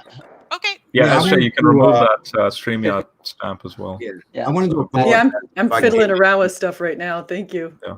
The thing is I that wanted to Rob's read apologize. 10,000 books on this, so So let's introduce. I don't know if we say Bruce, you, Yeah, all Nate those books Dogg, are on your and shelf there, Nathan. yeah. you guys want to Yeah, say I hi? Yeah, I tried there a bit ago. I just wanted to apologize if I came in and like messed things up. I felt, at one point, I guess Me Jules. too. I didn't know either. Oh no, it's Yeah. all good, you guys. Yeah, I was just saying like reason why I have some trust in the Bible, just looking at that, and maybe I misunderstood where things were going. But anyhow, no, I just have a pretty whacked out channel that I don't know. I just been around on YouTube for a number of years. And I get caught up in stuff in religion and such. And Rob had asked me about. He said he didn't know if he ever met me. No, one of our last conversations, I think you were talking with Nate, and I was trying to talk about the Nephilim and stuff, and in the Book of Enoch. I think you guys were talking about the Book of Enoch and such, and I was trying to get involved in that, and I couldn't really get into the conversation. Oh, was that with the other guest? Yeah, it went everywhere Yeah, else, or to other people, and I don't think we actually had a conversation on it. And then it had to end, because it was close to the end. Yeah. So I was trying to get back in and get in with stuff like that, and there were times I wanted to come in and see if I could have a discussion with G-Man, but that never happens because it's not allowed. No, I mean with G-Man, it's not allowed, apparently. Oh, it's Yeah. allowed with G-Man.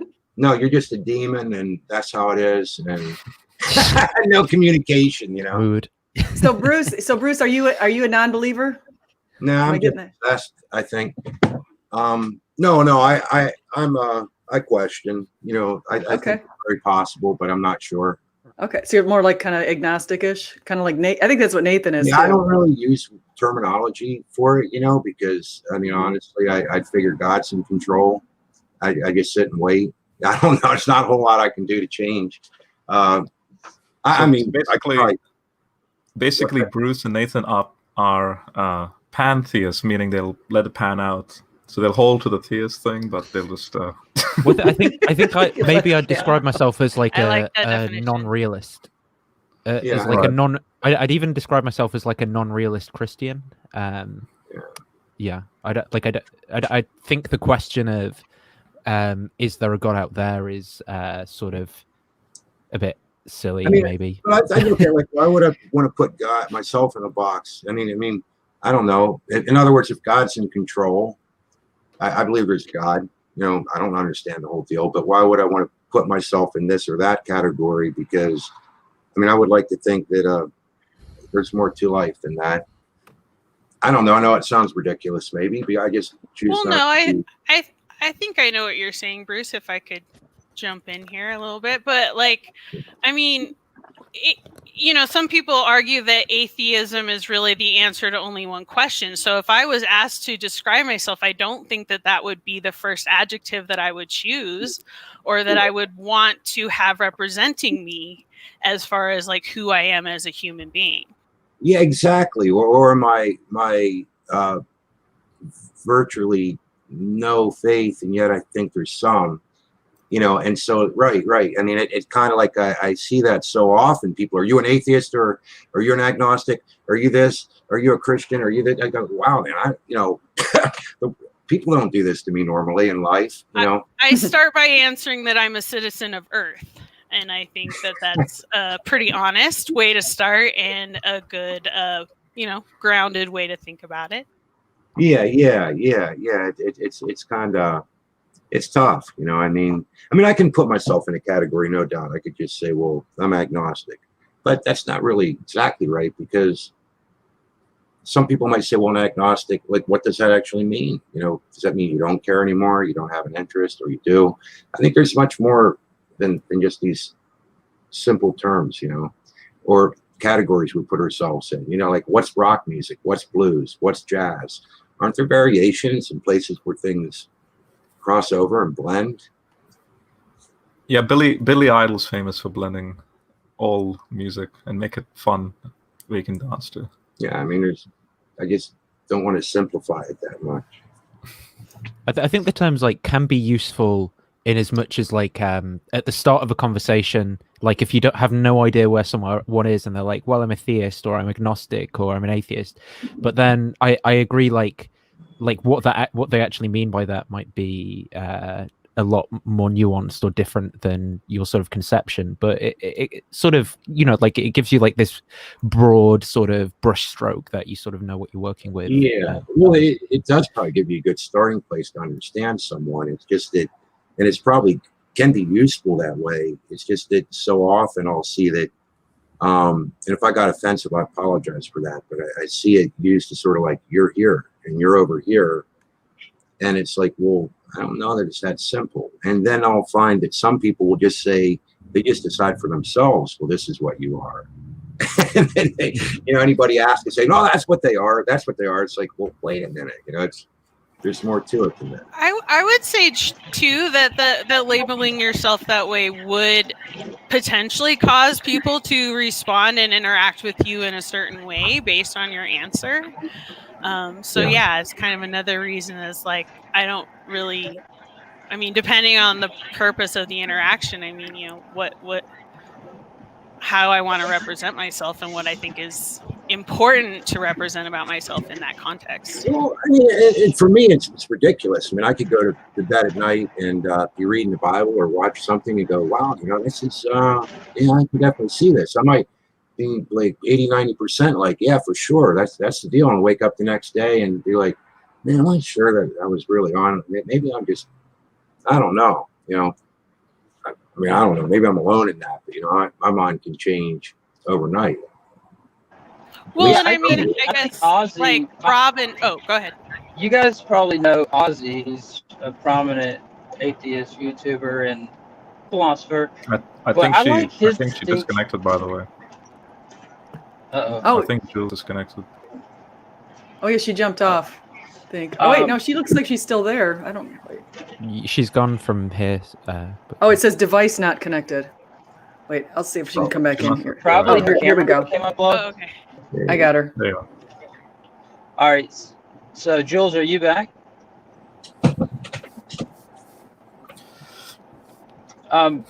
So just in the meantime, like what I was gonna point out is most people know Ozzy from my I'm from back. YouTube. I'm sorry. Okay, great. I actually think that he made a point about non-theist being a good title that is kind of all-encompassing of lack of belief, where atheism, he agrees with Paul Draper, is defined in terms of theism.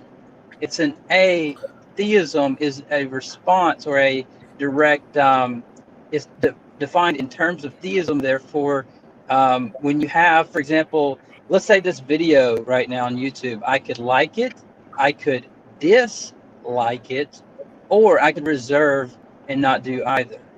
And Okay. he didn't make that last point, but I think his point about non-theist and atheist being defined in terms of theism is very helpful. Yeah, so I Esther, mean, oh, just quickly, the reason why I also came on was, I forget now what you said, but it triggered me to say, which is exactly what Converse just said, that it's a very rare term in the New Testament, the Greek atheist.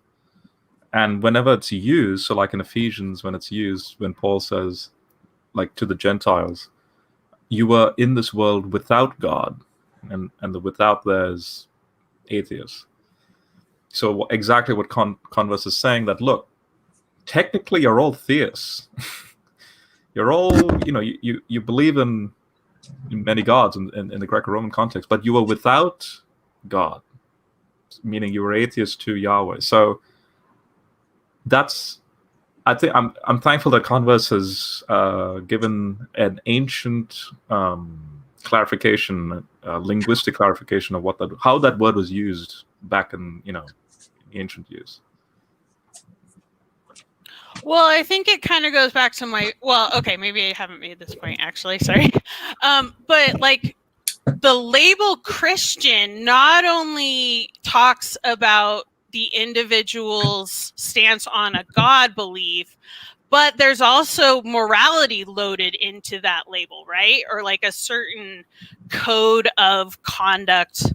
Whereas I think, unfortunately, if you have an atheist or even potentially an agnostic label, the morality piece and your stance on how you value and treat your fellow humans and the environment that you live in is not packaged into that, which I think is once again a reason why I don't want to initially represent myself that way, because I want you to first know that I'm a human who has decided on my own that my purpose is very humanistic, and I think that valuing altruism and stuff is something. So that's what I think the difference in the label is that any kind of named religious label, you're packaging doctrine and belief into it more so on top of identifying a God belief.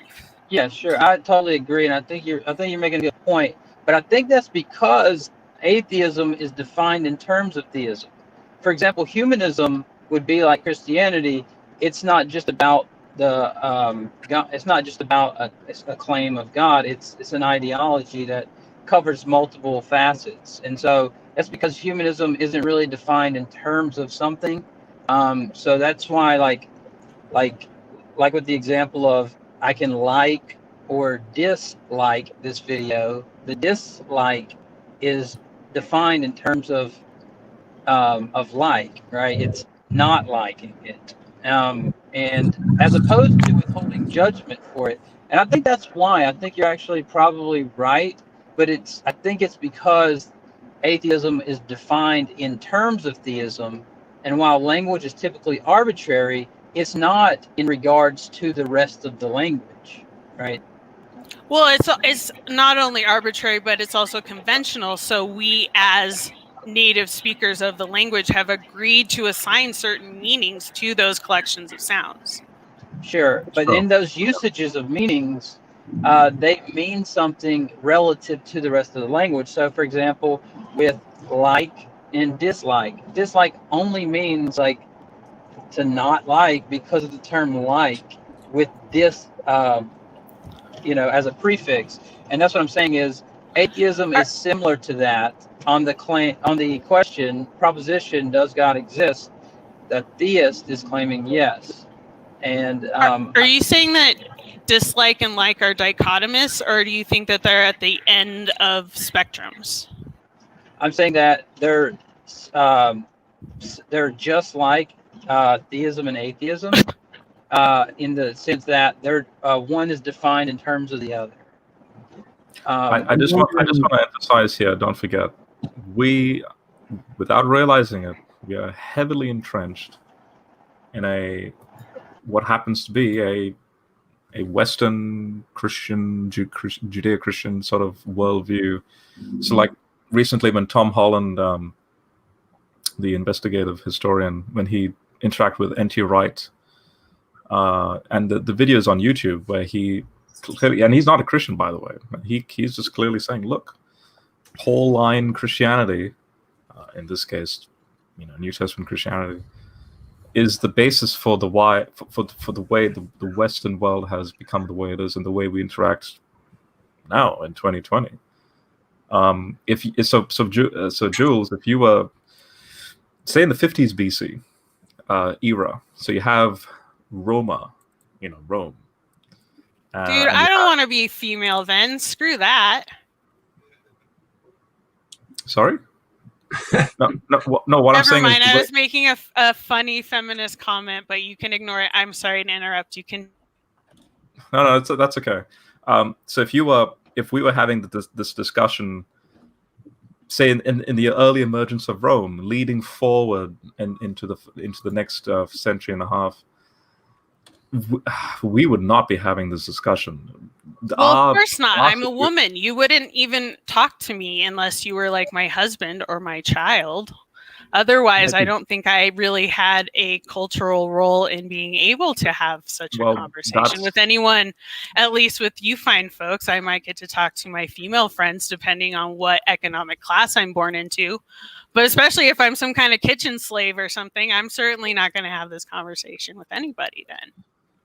That's half true. Like, women were actually able to have a type of discourse, mostly in the Greek circles. So, like the 300 movie actually engaged with that concept with the Spartan women having to say. But you are right in a way, and that's the point that Tom Holland's making. That this free expression where women are part of that discussion in amongst the sexes is very unique, because don't forget, you have that freedom of expression ironically labeled in the early churches, and that's why Paul has to go out of his way to be like, look. Wait, I thought women were supposed to be silent in the But that's church. What I was referring to, that statement. So you're saying that was contradictory, or it just wasn't represented? No, you didn't allow me to finish. I'm sorry. Isn't it?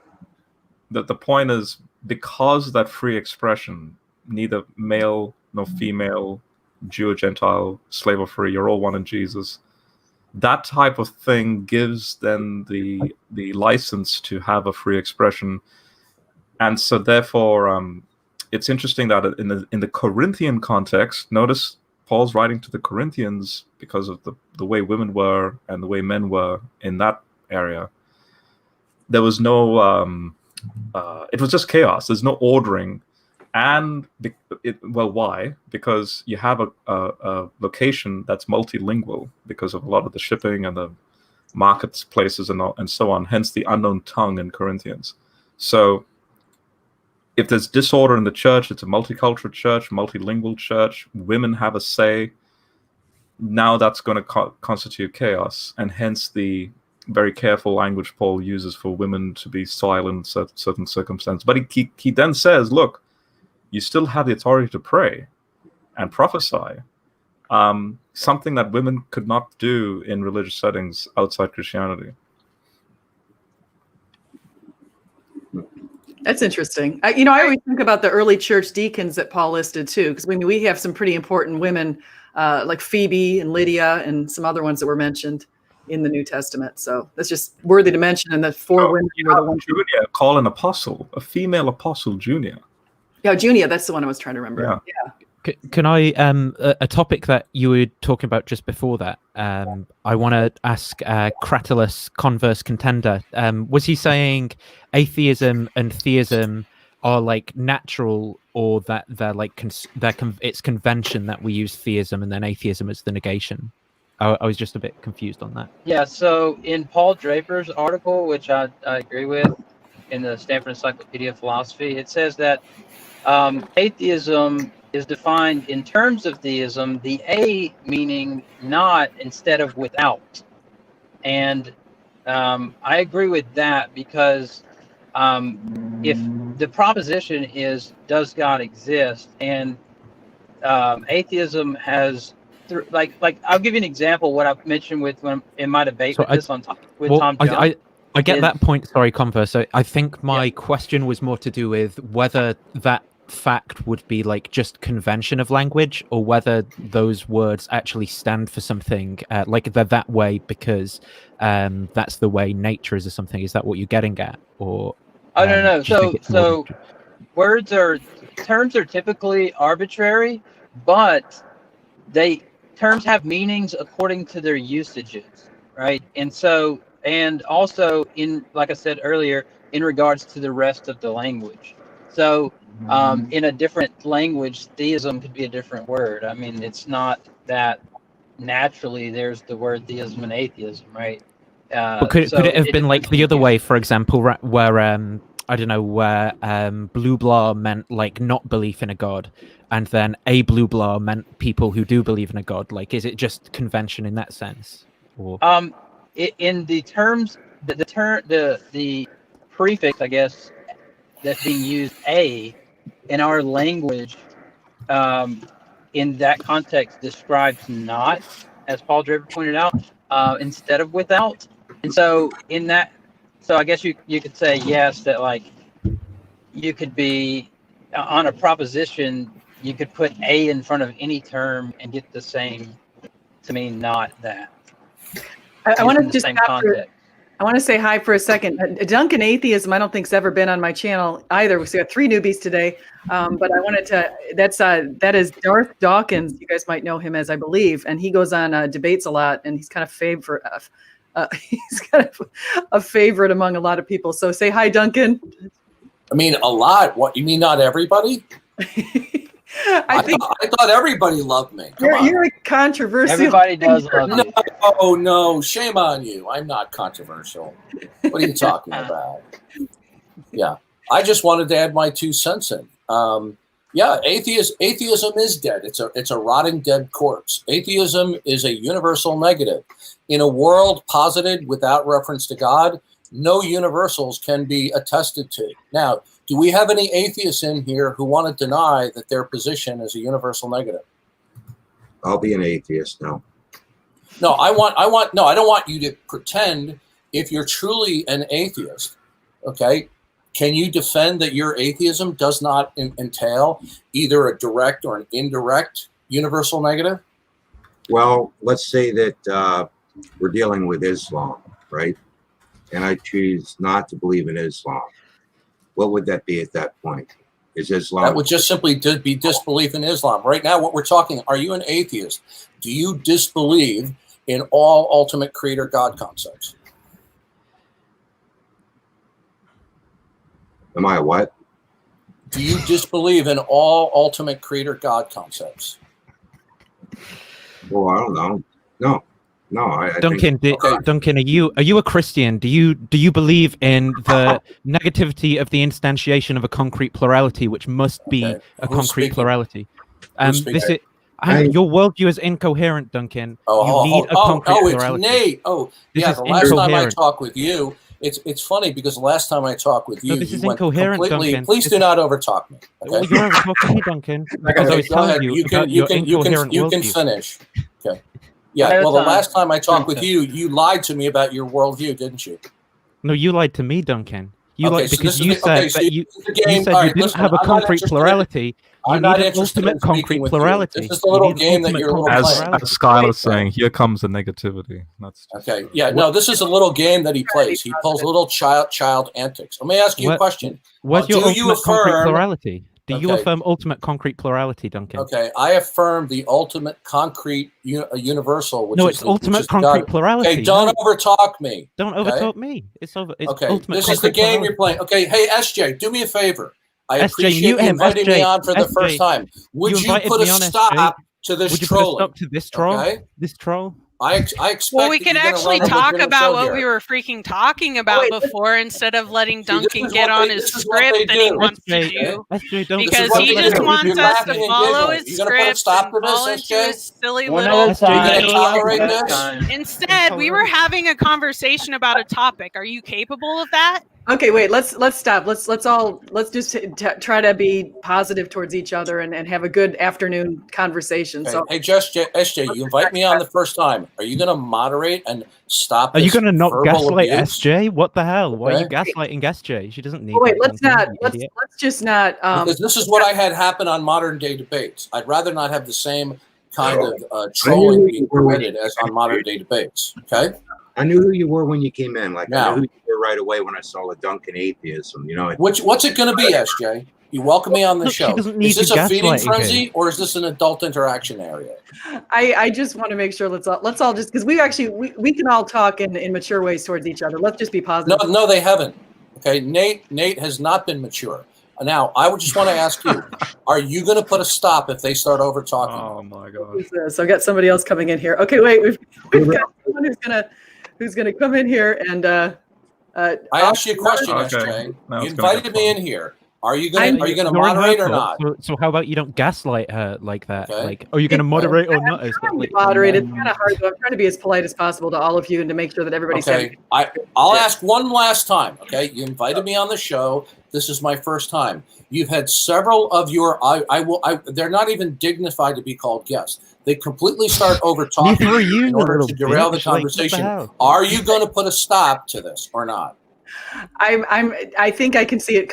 Honestly, Duncan, I can see it coming from both sides. So I think it'd be better just if we try to just change up the way that we're talking to each other. You're making me an equivalent of what Nate just did, repeatedly over talking. Literally, what I'm doing, Duncan, is just playing your game. Like I wasn't I'm like this expecting when an you weren't answer, here. SJ. Okay. Well, She doesn't owe you an answer. She's not going to be bullied by you, you idiot. Okay. well, let's just say as we also. I just want to say hi also to Ethan, who's here. He's your friendly neighborhood. Okay, so you're not okay. So SJ, you're not going to answer me. Okay, fine. Then there's no why I should stay in this shit fest. See you later, SJ. You're a terrible moderator. No, she's a good person. That's really messed up. We there. love you, SJ. We're sorry. Yeah, SJ, don't. I just wanted to Trust have me, the that conversation guy- we were having, and it's very selfish. I just want to tell everyone I've known him way back since like 2014 when he was back in what's called Pal Talk. Oh boy, even back in Pal Talk when we had to wait on a ladder to get you to say something. Whenever he got his turn, he was the biggest bully going around. So I wouldn't really worry about Yeah, it. So, I mean, I definitely can see that, but I don't think he was necessarily being like that when he came in here, though. Yeah, I knew this was going to happen as soon as I saw him pop in. I'm like, oh, here it goes. He That's has why I a wrote script. great. He has a set script that he wants to talk on, and he doesn't want to talk. He's incapable of having a conversation, like actually following the conversation and entering the conversation. Like he does not want to have the conversation that's happening. He wants to follow a script and have his conversation. Well, I have to say, I first met him. Here's how I first met him. You guys are going to be surprised. I went on Brett Keene's channel. This is like 3 or 4 years ago. And I had never talked to really anybody, atheist or anybody. And so I'm on Brett Keene's channel. He's kind of a character. And so as I'm talking to him, Duncan got on and basically he's a young earth creationist. And he started kind of putting it to me on Genesis. And I was like, what am I doing here? Well, that's where Kyle Curtis first discovered me, was on Brett Keene's channel. So that's how I started getting into the non sequitur show because of that. So I missed all the fun. I should have came in a few minutes early, but I couldn't get out of work. So well, welcome here, everybody. We've got a mixture now of people. We've got Jules, Bruce, Nate, and Ethan, who are all sort of in the non-Christian camp. And then we've got Converse, me, and Rob on the Christian side. So kind of split up pretty almost half and half. So that's pretty interesting. Sweet. Yeah, I'm sorry if you didn't want me to deal like the way I did. I just can't stand his. Nah, Nathan, you don't have to apologize. It's just, and to be honest, he was the one. In fact, it was, I think, Bruce engaging with him. Yeah, he started and then when Bruce was trying to say something. Yeah, when Bruce was trying to answer, he just, you know what he's like. He just quickly butts in and says, "Oh, but," and the rhetoric is. You can't have a conversation with him. So. Yeah, and he's just trying to walk into that I forget the dang argument, just walk into the trap. And I'm like, oh, come on. Well, let's switch it up. Let's talk about something else, because I don't want to talk about him behind his back. He's actually listening. I can see him on this. Yeah, that's true. I think it's fair to not hit. So let's move on and talk about. Well, so the question was, is atheism dead? And since we have at least one atheist who's called Your Friendly Neighborhood Atheist in the chat, I guess it's not dead because he's alive.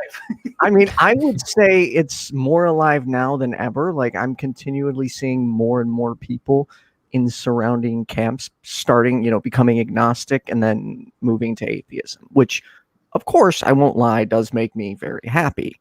But yeah, no, I think we are moving in my opinion, a really good direction.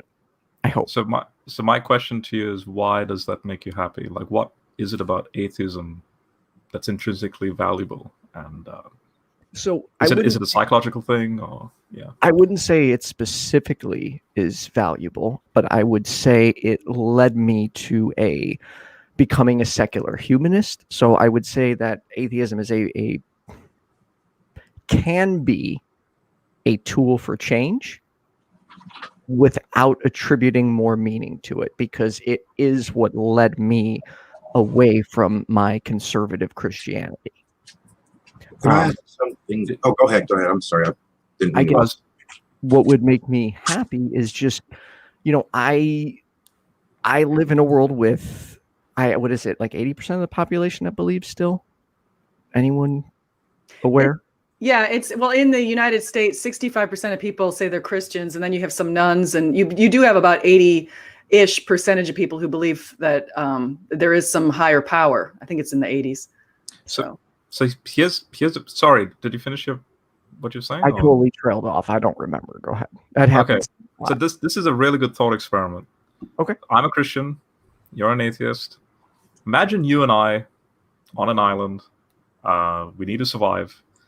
I have a background in the sciences. Let's pretend you two as well, but in sort of like you and I have like an equal share. Like maybe you're like a medical doctor, I'm more of the physicist. Okay. And we just, survive, right? Right. So I'm a Christian that wholeheartedly does not compromise science. It has to be 100% the empirical scientific method. So I hold to evolution, all that stuff. And I do. In fact, even outside the thought experiment, that's how I'm like even now as a Christian. So so immediately when you tell me you're happy, because I was an atheist before, and I'm thinking, because I engage with young creationists, or fundamentalist religious people, even like Muslims, who hold to primitive ideas or really faulty interpretations of those primitive ideas, there is obviously a tendency to be anti progress, in this case, even in the science arena. So in the thought experiment, like, would you have a problem that I'm a Christian, even though I'm 100% for Not everything you hold to as well. Not at all. In So fact, then, yeah, okay, go for it. No, because one, if it's not holding you back, then or it's not holding science back, then that eliminates one of my largest objections of religion.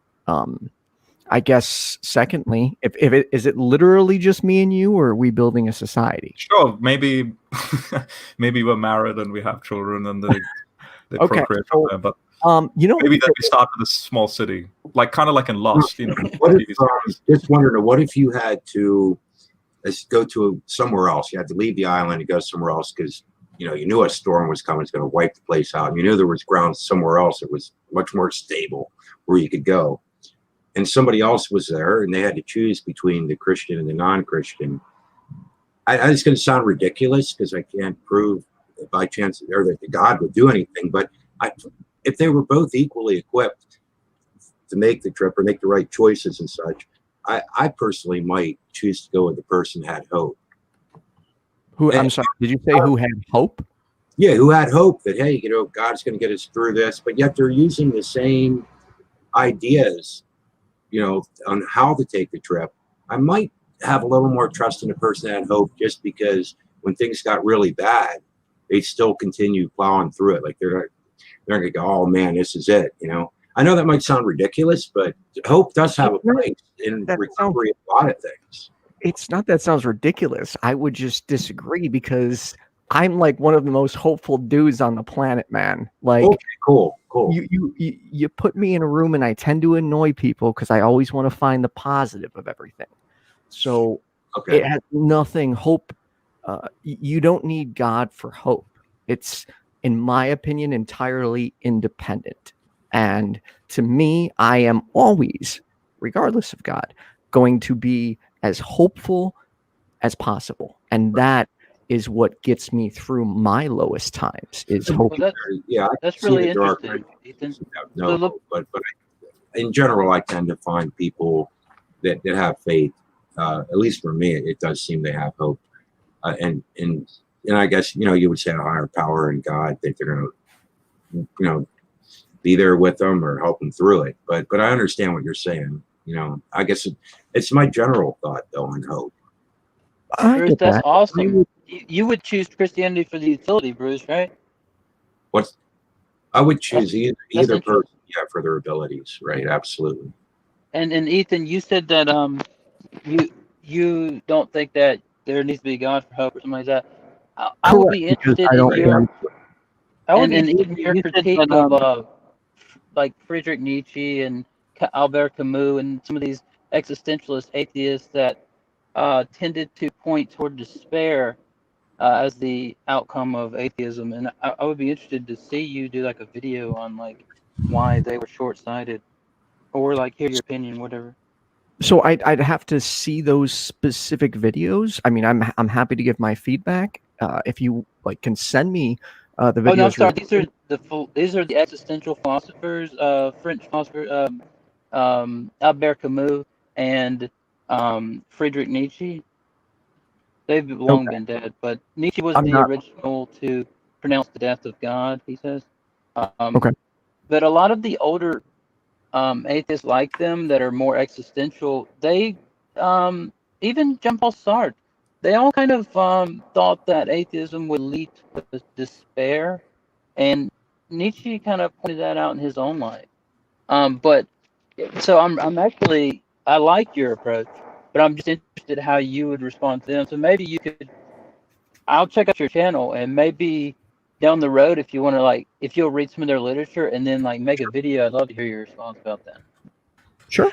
I think one of the things about Christianity that I think, and it kind of building off of what Rob said earlier, but there is an idea where the nice thing about it is it explains so much about our life and what we tend to seek inside of us. We tend to seek answers. We want to know our purpose, our origins, our meaning, morality, how all of that stuff comes together, and destiny. I mean, that's the neat thing about Christianity is it has a really robust explanation for what goes on in our lives. And I think that when you do have a hard time in life, you can call on God. I know a lot of people feel like sometimes they don't think God answered, but God has different ways of answering people, but he can be a big comforter. The Holy Spirit can be a real comforter during times when you're having really difficult times. Yeah. So coming off what Esther just said, so Ethan, in that thought experiment on the island, imagine then us, there is a certain comfort, like we're able to then survive for the next couple of months. Like we've built up everything that we need to and all that. And then obviously, as human beings, we need privacy. And so I'll go do my thing, you go do your thing. But now and then, maybe you and I can, because we develop a friendship, you and I can then interact, somehow have a beer or some drink, right? And have a game or something.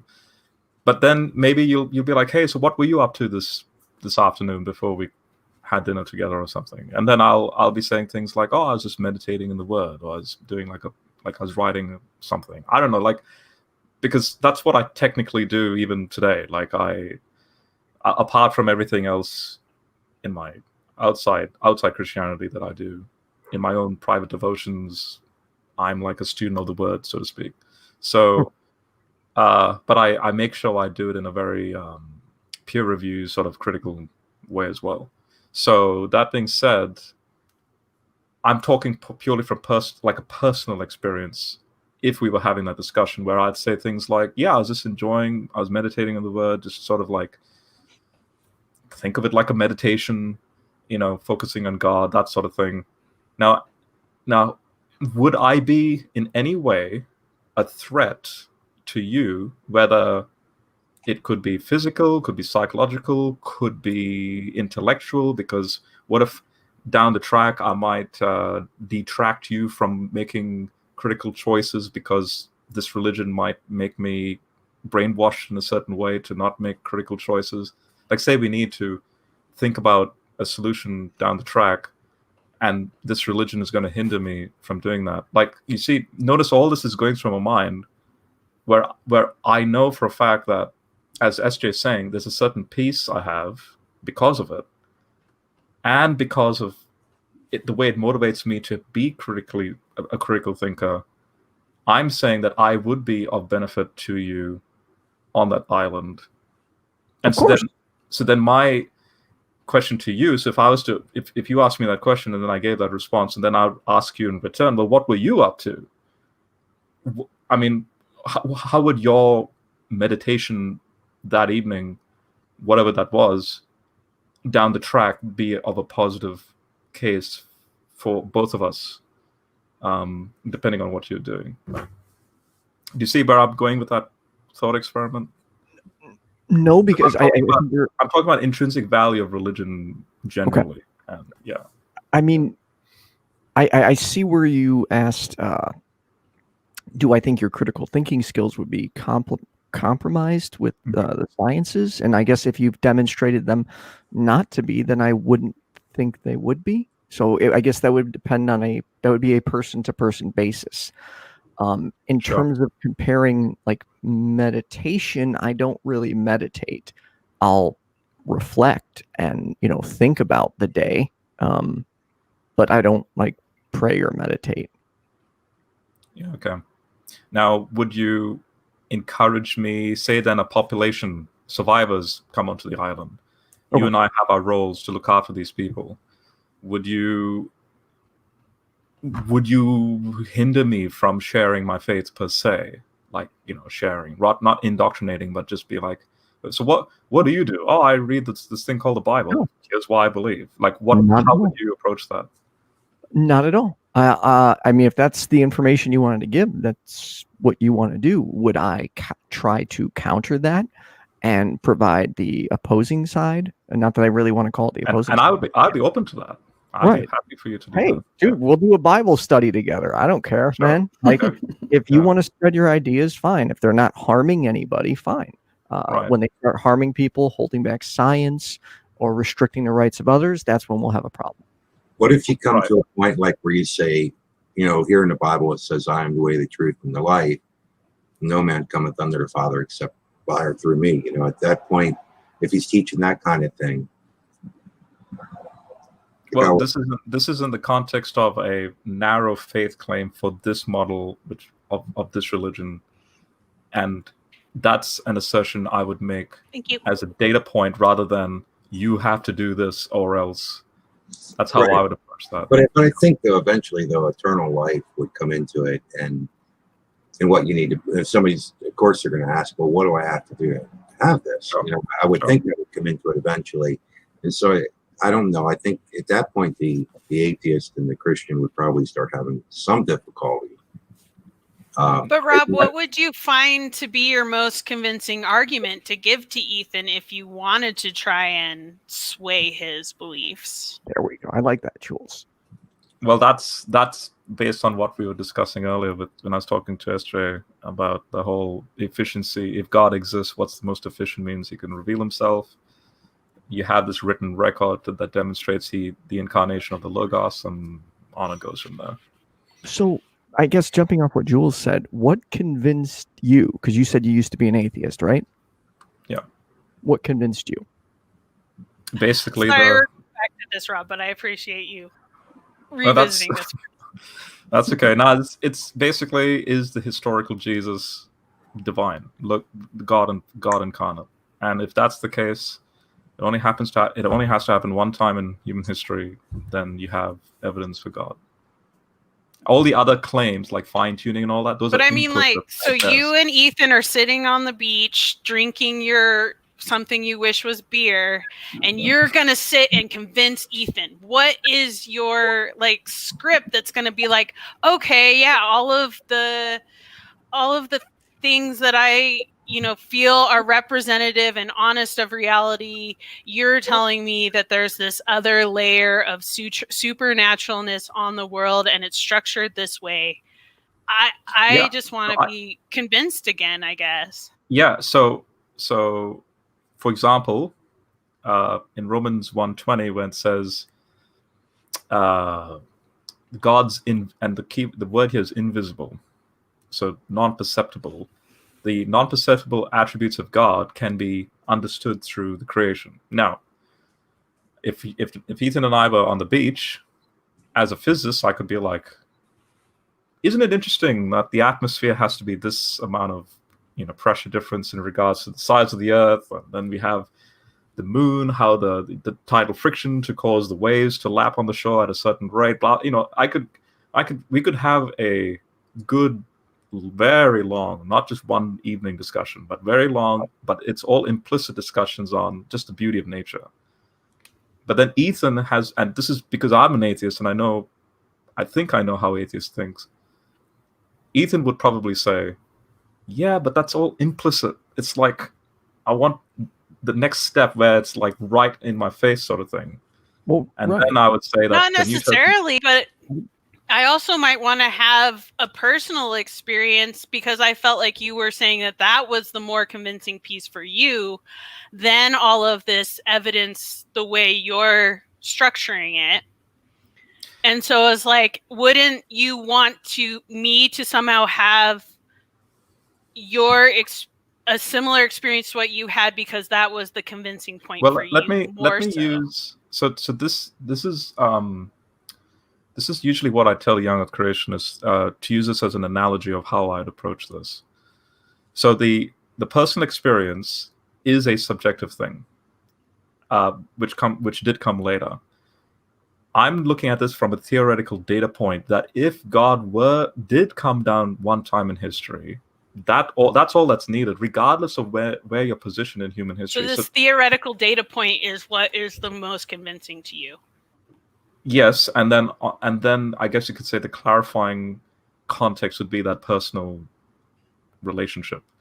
But I want to use this analogy that I give young creationists as a way for you to see where I'm coming from that theoretical data point. So the young Earth creationists will be like, oh, were you there? As we can't see evolution play out. So then I ask them a very simple question. Pluto has only been observed for, I think, like 50 years now. We did not know about Pluto. But it takes much longer than 50 years. I'm pulling out that figure, 50 years. I don't know the exact figure, but it's been a lot. It takes a lot longer than 50 years for it to do one complete cycle around the sun. So how do you know that Pluto has been going around the sun for not just, the past, say, 200 years, but for the past, say, 4 billion years, because, the solar system's age.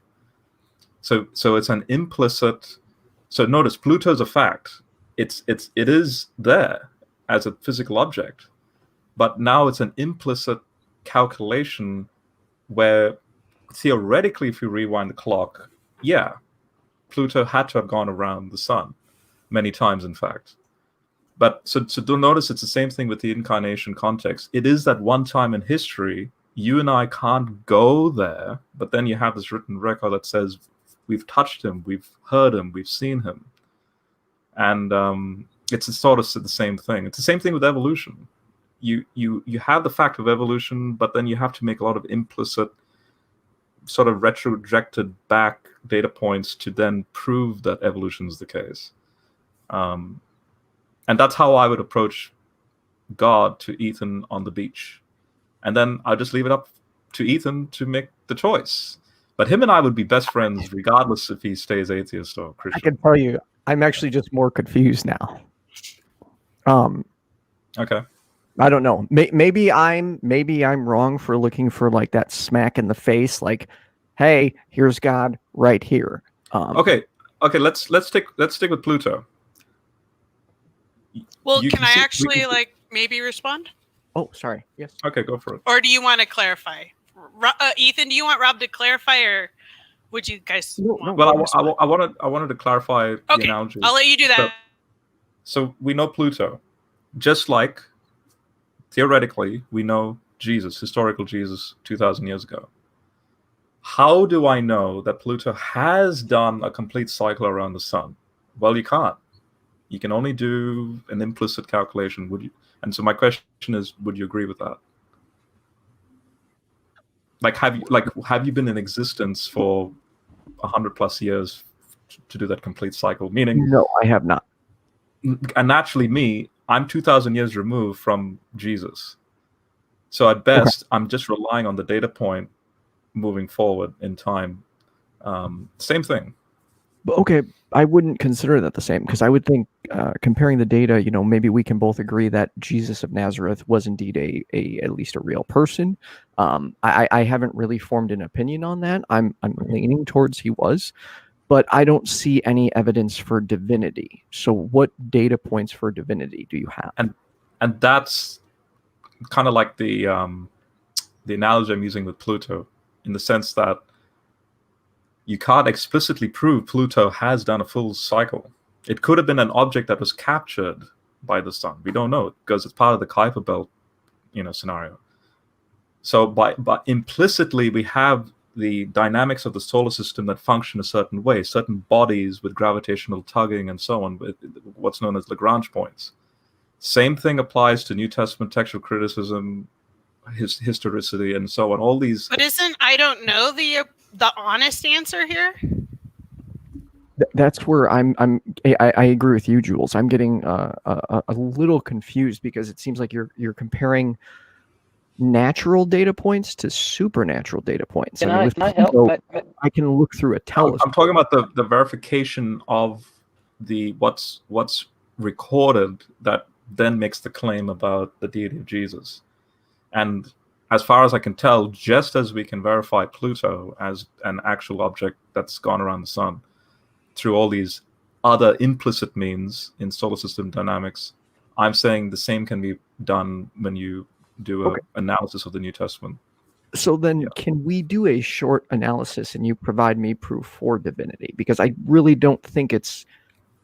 So one example would be so one very quick example would be the Carmen Christi Creed, Philippians 2, and 1 Corinthians 15, that little creed that Paul quotes about as demonstrating the resurrection. So hold on one sec, Rob. Sorry, Ethan. I'm wondering. So let's say, just hypothetically, if there was a divine person around and we had historical records from people at the time of what happened, Like, what kind of evidence would convince you that this person was divine if they actually were? I have no idea. I mean, if I saw them start healing people, that still wouldn't lead to divinity. That would just lead to. Well, you'd only have reports, right? As well. That's like it's a step worse. And I would find that, yeah, incredibly hard to believe something from 2,000 years ago, specifically because we have no repeating events or anything else in history that I've ever seen. Not that I'm a historian, that would mount to some type of supernatural divine being or any type of supernatural. And I always, sorry. I was just saying, as we move forward with time, we find less and less supernatural explanations and more natural ones. Let me ask you this. Let me ask to the people who are non-believers, if Jesus, and I always think this is a good question to kind of figure out where you're standing. If Jesus were to appear to you very magically in a way where he just appears to you physically right in front of you, would you worship him or would you walk away? Why are you making that a dichotomous choice? I have way more possible reactions to that occurrence than the two that you're giving me. Okay, well, so he appears in front of you and confirms the fact that he is a deity, he is the Lord, and so the question is not whether you'd believe him at that point. It's that you do believe him because the way he appears to you in such a magical way. So then the question is, what would be your reaction? I guess if you don't want to say the worshiping and you don't want to say walking away, if there's another reaction, that's fine. Well, I mean, terror, loss of bowel control, if it's like very abrupt and like disruptive or something. And I'm sorry to be kind of crass there with my answer, but like, I mean, I've never experienced that ever before. So I really don't know if I could evaluate my potential reaction. Apparently, Bill Gaza had that. I guess based on my upbringing, I might recognize that this is the Jesus that I was, enculturated into believing for decades of my life. But I mean, I don't think I would immediately worship him. I mean, if we were going to have a conversation once I kind of get over my initial reaction, but I mean, whose initial reaction to anything is worship, like immediately?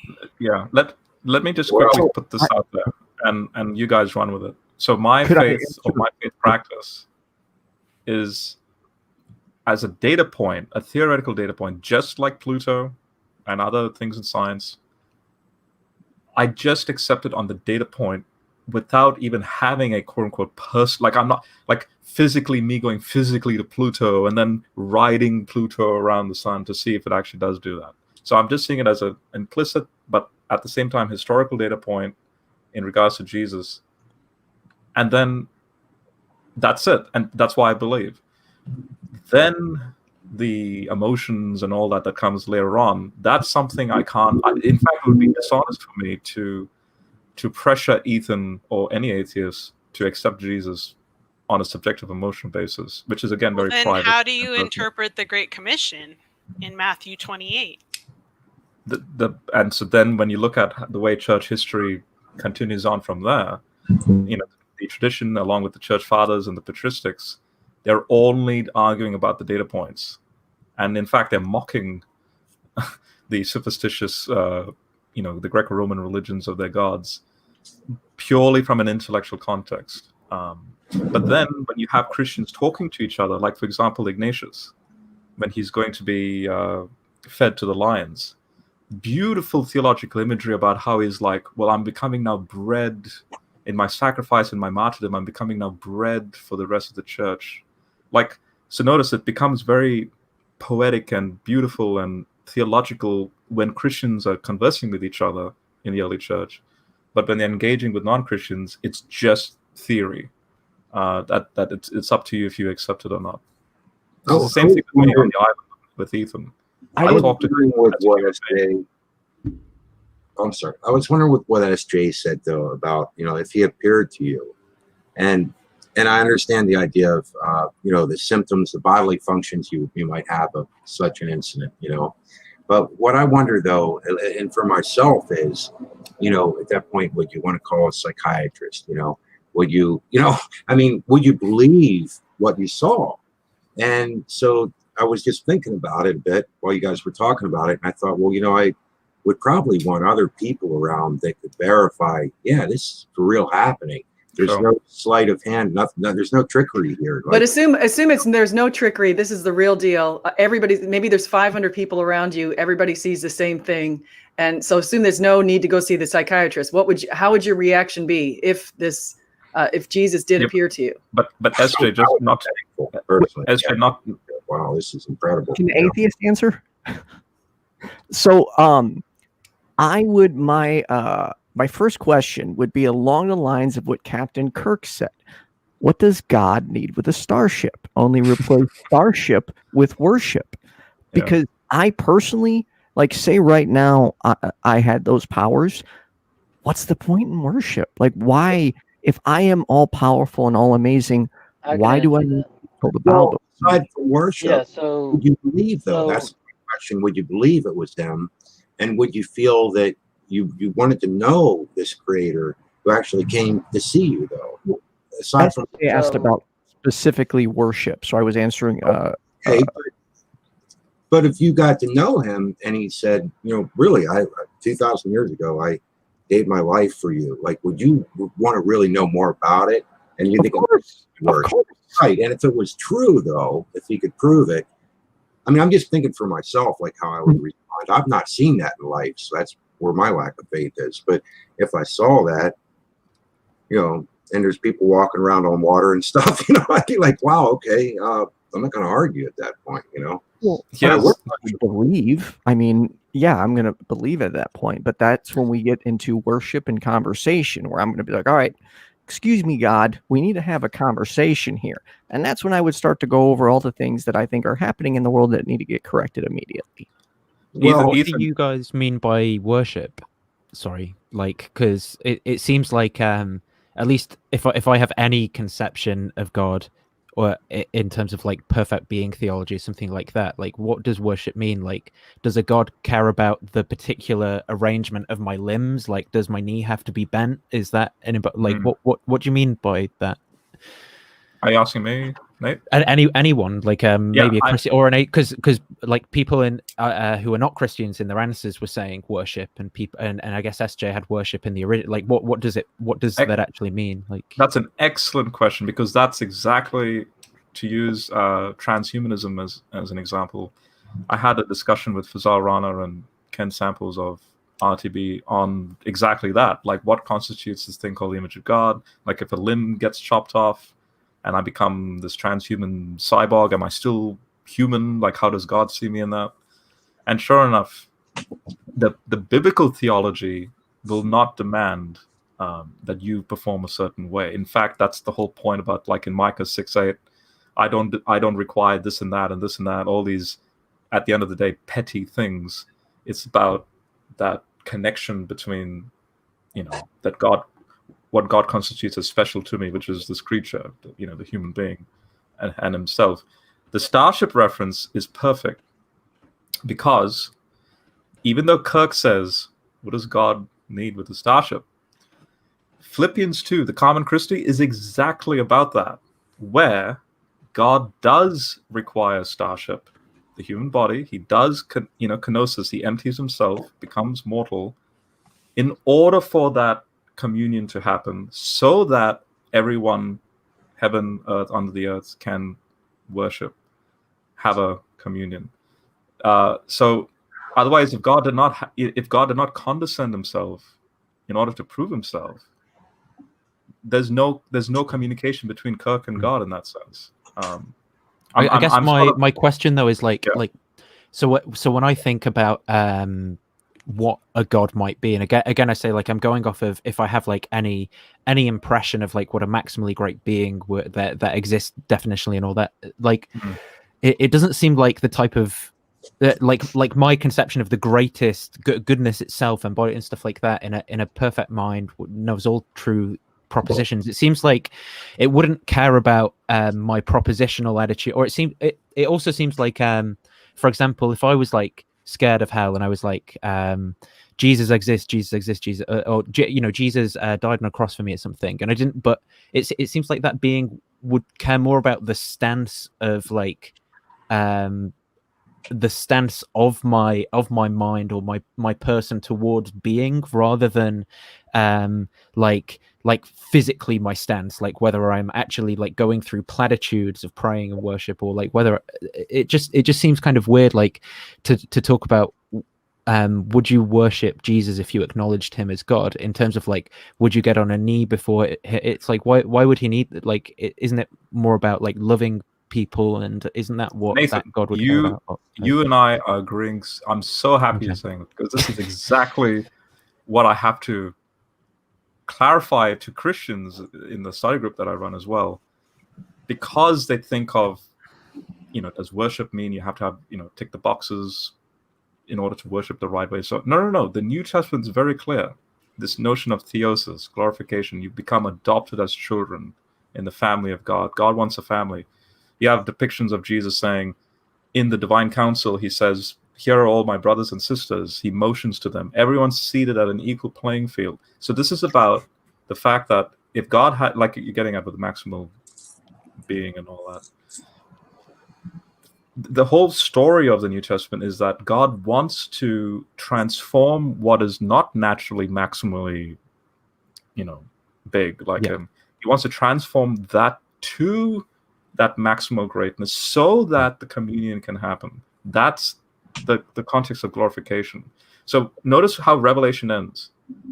God makes his tent among humans. In fact, the angel is screaming out. He's like, oh my God, look at this. You have humans incarnating into God. The mechanism for that is because of the incarnation of Jesus. Yeah.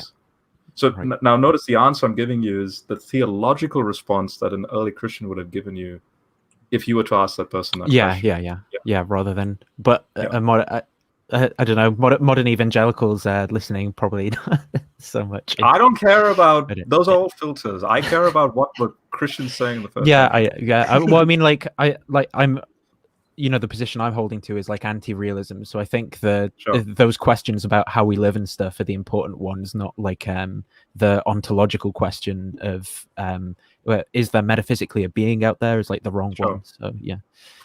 Hey, you guys, we probably have about 10 more minutes before I have to run. So I only graded 4 of 12 papers today. I'll only say this for 5. I'll just take 5 seconds to say this. So Nathan, when I got really encouraged and excited when you're giving me those questions, and when I gave that passionate response, notice that I'm wanting to emphasize that to me, even though I appeal to the scientific method, I find this theology fascinating. Like I don't see what's not fascinating about this. And this is where I wonder to myself, have you guys, like I'm talking you guys as atheists generally, have you guys actually, just for the sake of interest, sort of ventured into this to see how you feel about it? And that's just my appeal to you guys. So I want to add in that Rob has written a lot. I mean, he was investigating about the book of Daniel and its age. And so then he wrote, just his references alone were something like 80 pages. And then he wrote 300 pages on the book of Revelation. He's on 70 pages of the Gospel of Mark, and he's only read a few chapters of it. So he does a lot of deep dives. I sent you the PDF on Messenger, so you can check it out. Very cool. So I missed part of the thing on worship, though, but and I know it came in like the evangelical thing, and I think there's a lot of different views of where somebody would be, whether they're liberal or conservative or not in their theological views. But you'd think, though, that if you were looking at the Bible, though, eventually, let's say, as our discussion was going, that eventually you're going to see that He is Lord and you're a servant, So it would seem that worship has to play part of it. I mean, even the Jehovah's Witnesses will take it as far as to say obeisance or something, So I think worship is more fitting, of course, but I mean that would play part, wouldn't it? What do you guys think?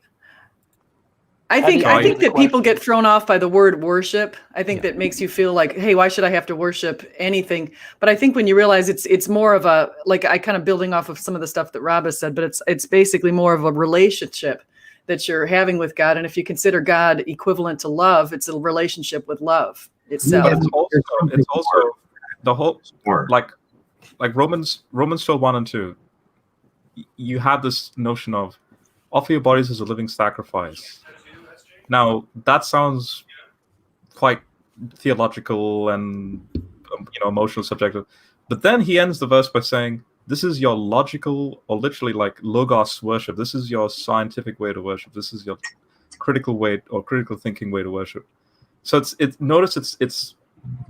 both. It's like, use your mind, because that's what the very next verse says. Renew your mind. Keep renewing your mind. Don't be stuck in a box. Keep your mind fresh, regardless of circumstances. But at the same time, because you're a creature in the context of God, you give yourself over to him. You're like a servant to him. But at the same time, be a good scientist, be a good theologian, be a good critical thinker. That's the renewing your mind context. But everything you do, though, you would do with him. You'd want the Holy Spirit to be in your life. You'd want to. I mean, to me, that's the way Christianity was to me. Like my whole life. Like if I wanted to play music, I wanted to play in a band. I played in a Christian band. I'm not saying I didn't play in some other bands, but predominantly I played in Christian bands because I wanted to serve God. I wanted to do what I thought was Christian. I didn't go out. I didn't want to live in the world, even though I was drawn to do that at times. For me now, every facet of my life, I just want to say every facet of my life now, the longer I'm a Christian, if I do math, if I do physics, if I'm running on the beach, if I'm perceiving that hydrogen bomb going below the horizon, which is the sun, the more I meditate and the longer I'm a Christian, the more I just that's worship now. It's starting to become that worship, that glorification. Like I give God glory, all that Christian lingo. And that's just what shapes me now, moving forward. Right. I agree. I completely agree. It's part of every single thing I do. It's even part of when I'm starting to write academic papers. I'm trying to figure out ways to infuse portions of Christianity, like ethical decision making and other topics I can relate to my field. Right. Yeah. So, I mean, SJ, when you talk about our worship of God being a relationship with love, I feel like in my experience, I am capable of showing love to others and experiencing love from others. But I don't believe that I've experienced that from any kind of supernatural being. So I think that love is very important in my life, but I just don't say that it's God, because definitely my understanding of love is not very mirrored by the God that I've seen in the Bible. See, I just want to answer that with something that Helen Keller once said. And Helen Keller was blind and she couldn't hear either. So she could barely talk. And she realized that there was something deep inside of her that was that was like light, that was like a reflection of light. And she never understood who God was. And at one point she finally did learn more about God and she equated it to Jesus. But she was able to feel like there's this love, the sense of love that's so incredible within inside her that she could see, even though she couldn't physically see the world in front of her, she could see this light inside of her. And she could feel that with other people. When people would come in the room, she could feel this sense of love that was within them. And I would make a big case that that's God within us. God is in all of us. And so that love that you show to other people is a magnification of what's coming from the Lord above. No, it's me wanting to make sure that I am treating people with the respect that I want, making sure that they don't come to harm, and to try and be a help and a care for them. That's wonderful. See, that's the other thing that God's also implanted within us, as reported in Romans 2:15. I don't feel like it is implanted within me. I think it was something that I was fortunate enough to grow up in an environment that taught me how to treat people in a respectful, loving way, and to be able to evaluate the situation for myself and decide who I love and how I choose to show love to others. And I am always grateful to receive that, what I perceive as love, back from others myself. I don't give it the same origin you're giving it. And I think you need to at least acknowledge that there is potentially another source of that, even though I know it conflicts with your understanding.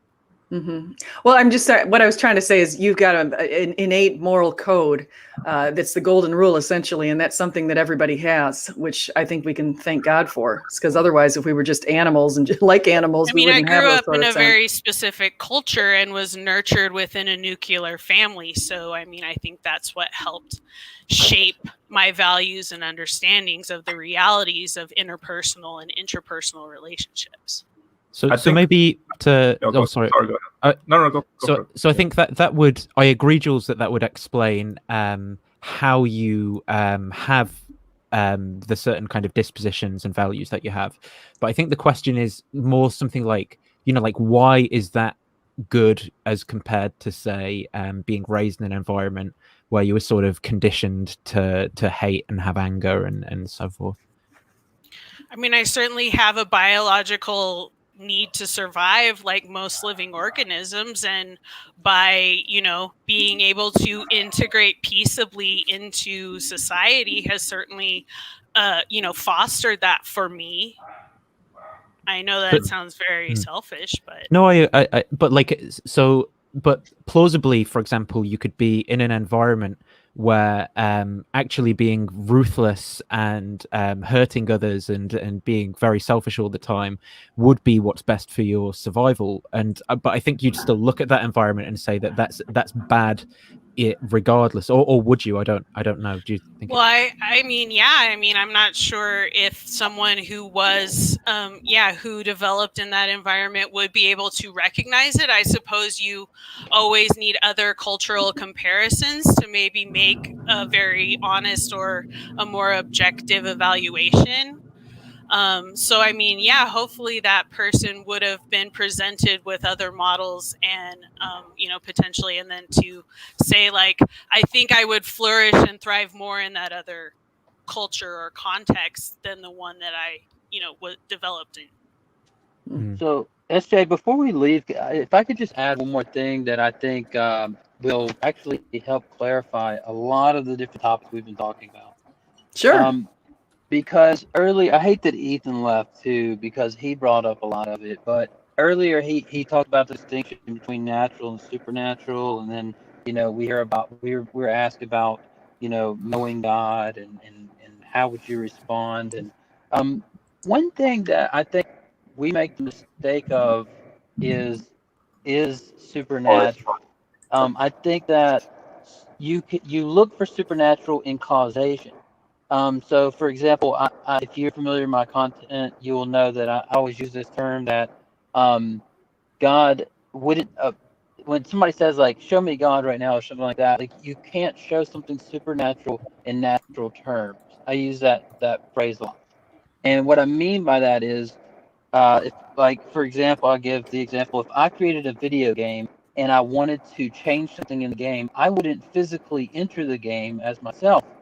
I would use the means of the game, like a mod chip or something, to make adjustments. So when he asks, like, what does God need with the spaceship? It's like, well, God uses the means of the world to interact in the world. And to just go off of what they were just talking about, like, I would look for supernatural in causation. So I would ask something like, if we are playing cards and you got the same hand of 4 aces, like, every time for like 10 times. Well, we know that after the first couple of times, we would realize, like, this isn't, normal. Like, there's some causation going on here that's not, would not typically occur. Now, that's what I'm saying with, if we find, like, fine tuning, or if we find, like, that we have a certain moral predisposition and we think it's an improvement and not just a difference, we have to ask the question, is it because of supernatural causation or intent, or would it have more probably naturally occurred this way? And so that's where I think we should look for supernatural, not in the natural world. I mean, like, we can obviously see through the natural world in things like fine-tuning, teleology, and purpose and meaning and things like that. But I think the cause is where the supernatural lies. If that makes sense. And I'm making the argument that the ultimate example of the quote-unquote supernatural, and by the way, I agree with what Converse is saying. I don't want to contradict what he's saying there, because notice we're talking about the dichotomy between supernatural and natural. But just to put this out there like a caveat fact, no Second Temple Jew had that dichotomy. They thought the natural world involved even God as well in that whole process. Hence, it was, in their idea, it was very, although it was remarkable, but it was very easy for them to go, okay, yeah, God incarnating in Jesus and that interaction with the natural world. So that's what I'm getting at. I'm saying as a data point, just a theoretical data point, the most explicit example of God's existence is in the person of Jesus. And then that's it. It's just then from there, then we go into rabbit trails on how that works out. And but if I was to ask, if an atheist were to come to me, Rob, what evidence do you have? Just one word, Jesus. And Christians should not be shy to say that. Christians usually run into all these like long tangents of arguments when I think it's very easy. Yeah, and I see we got Ethan. We just mentioned that you left, but now you've come back, so that's always good. I do have to run though, because I actually have some stuff I got to get done. But I wanted to say thank you to all of the people who came on today. I think we had a really good conversation. This was a very fruitful discussion. Yeah. Thanks for having me, SJ. Yeah, and I don't know if I have, Ethan, I'm not sure if I have your link in my description, but I'm going to add that to my description. And if any of you guys like Master Blaster's wife, Jules, or Nathan, I think I've got your link in there, and I know I've got Rob's and Converse's, but I think I have Nathan's too. But I'll make sure I put yours in my like permalink thing so that you can have that. So thank you, everybody. Thanks, SJ. Thanks, SJ. All right, so I'm going to go ahead and end the stream. Thank you, guys. We'll do another one soon. So, have a good one. Thank you. You guys have a good one. Bye-bye. Bye. Bye. Thanks, SJ. Thank you.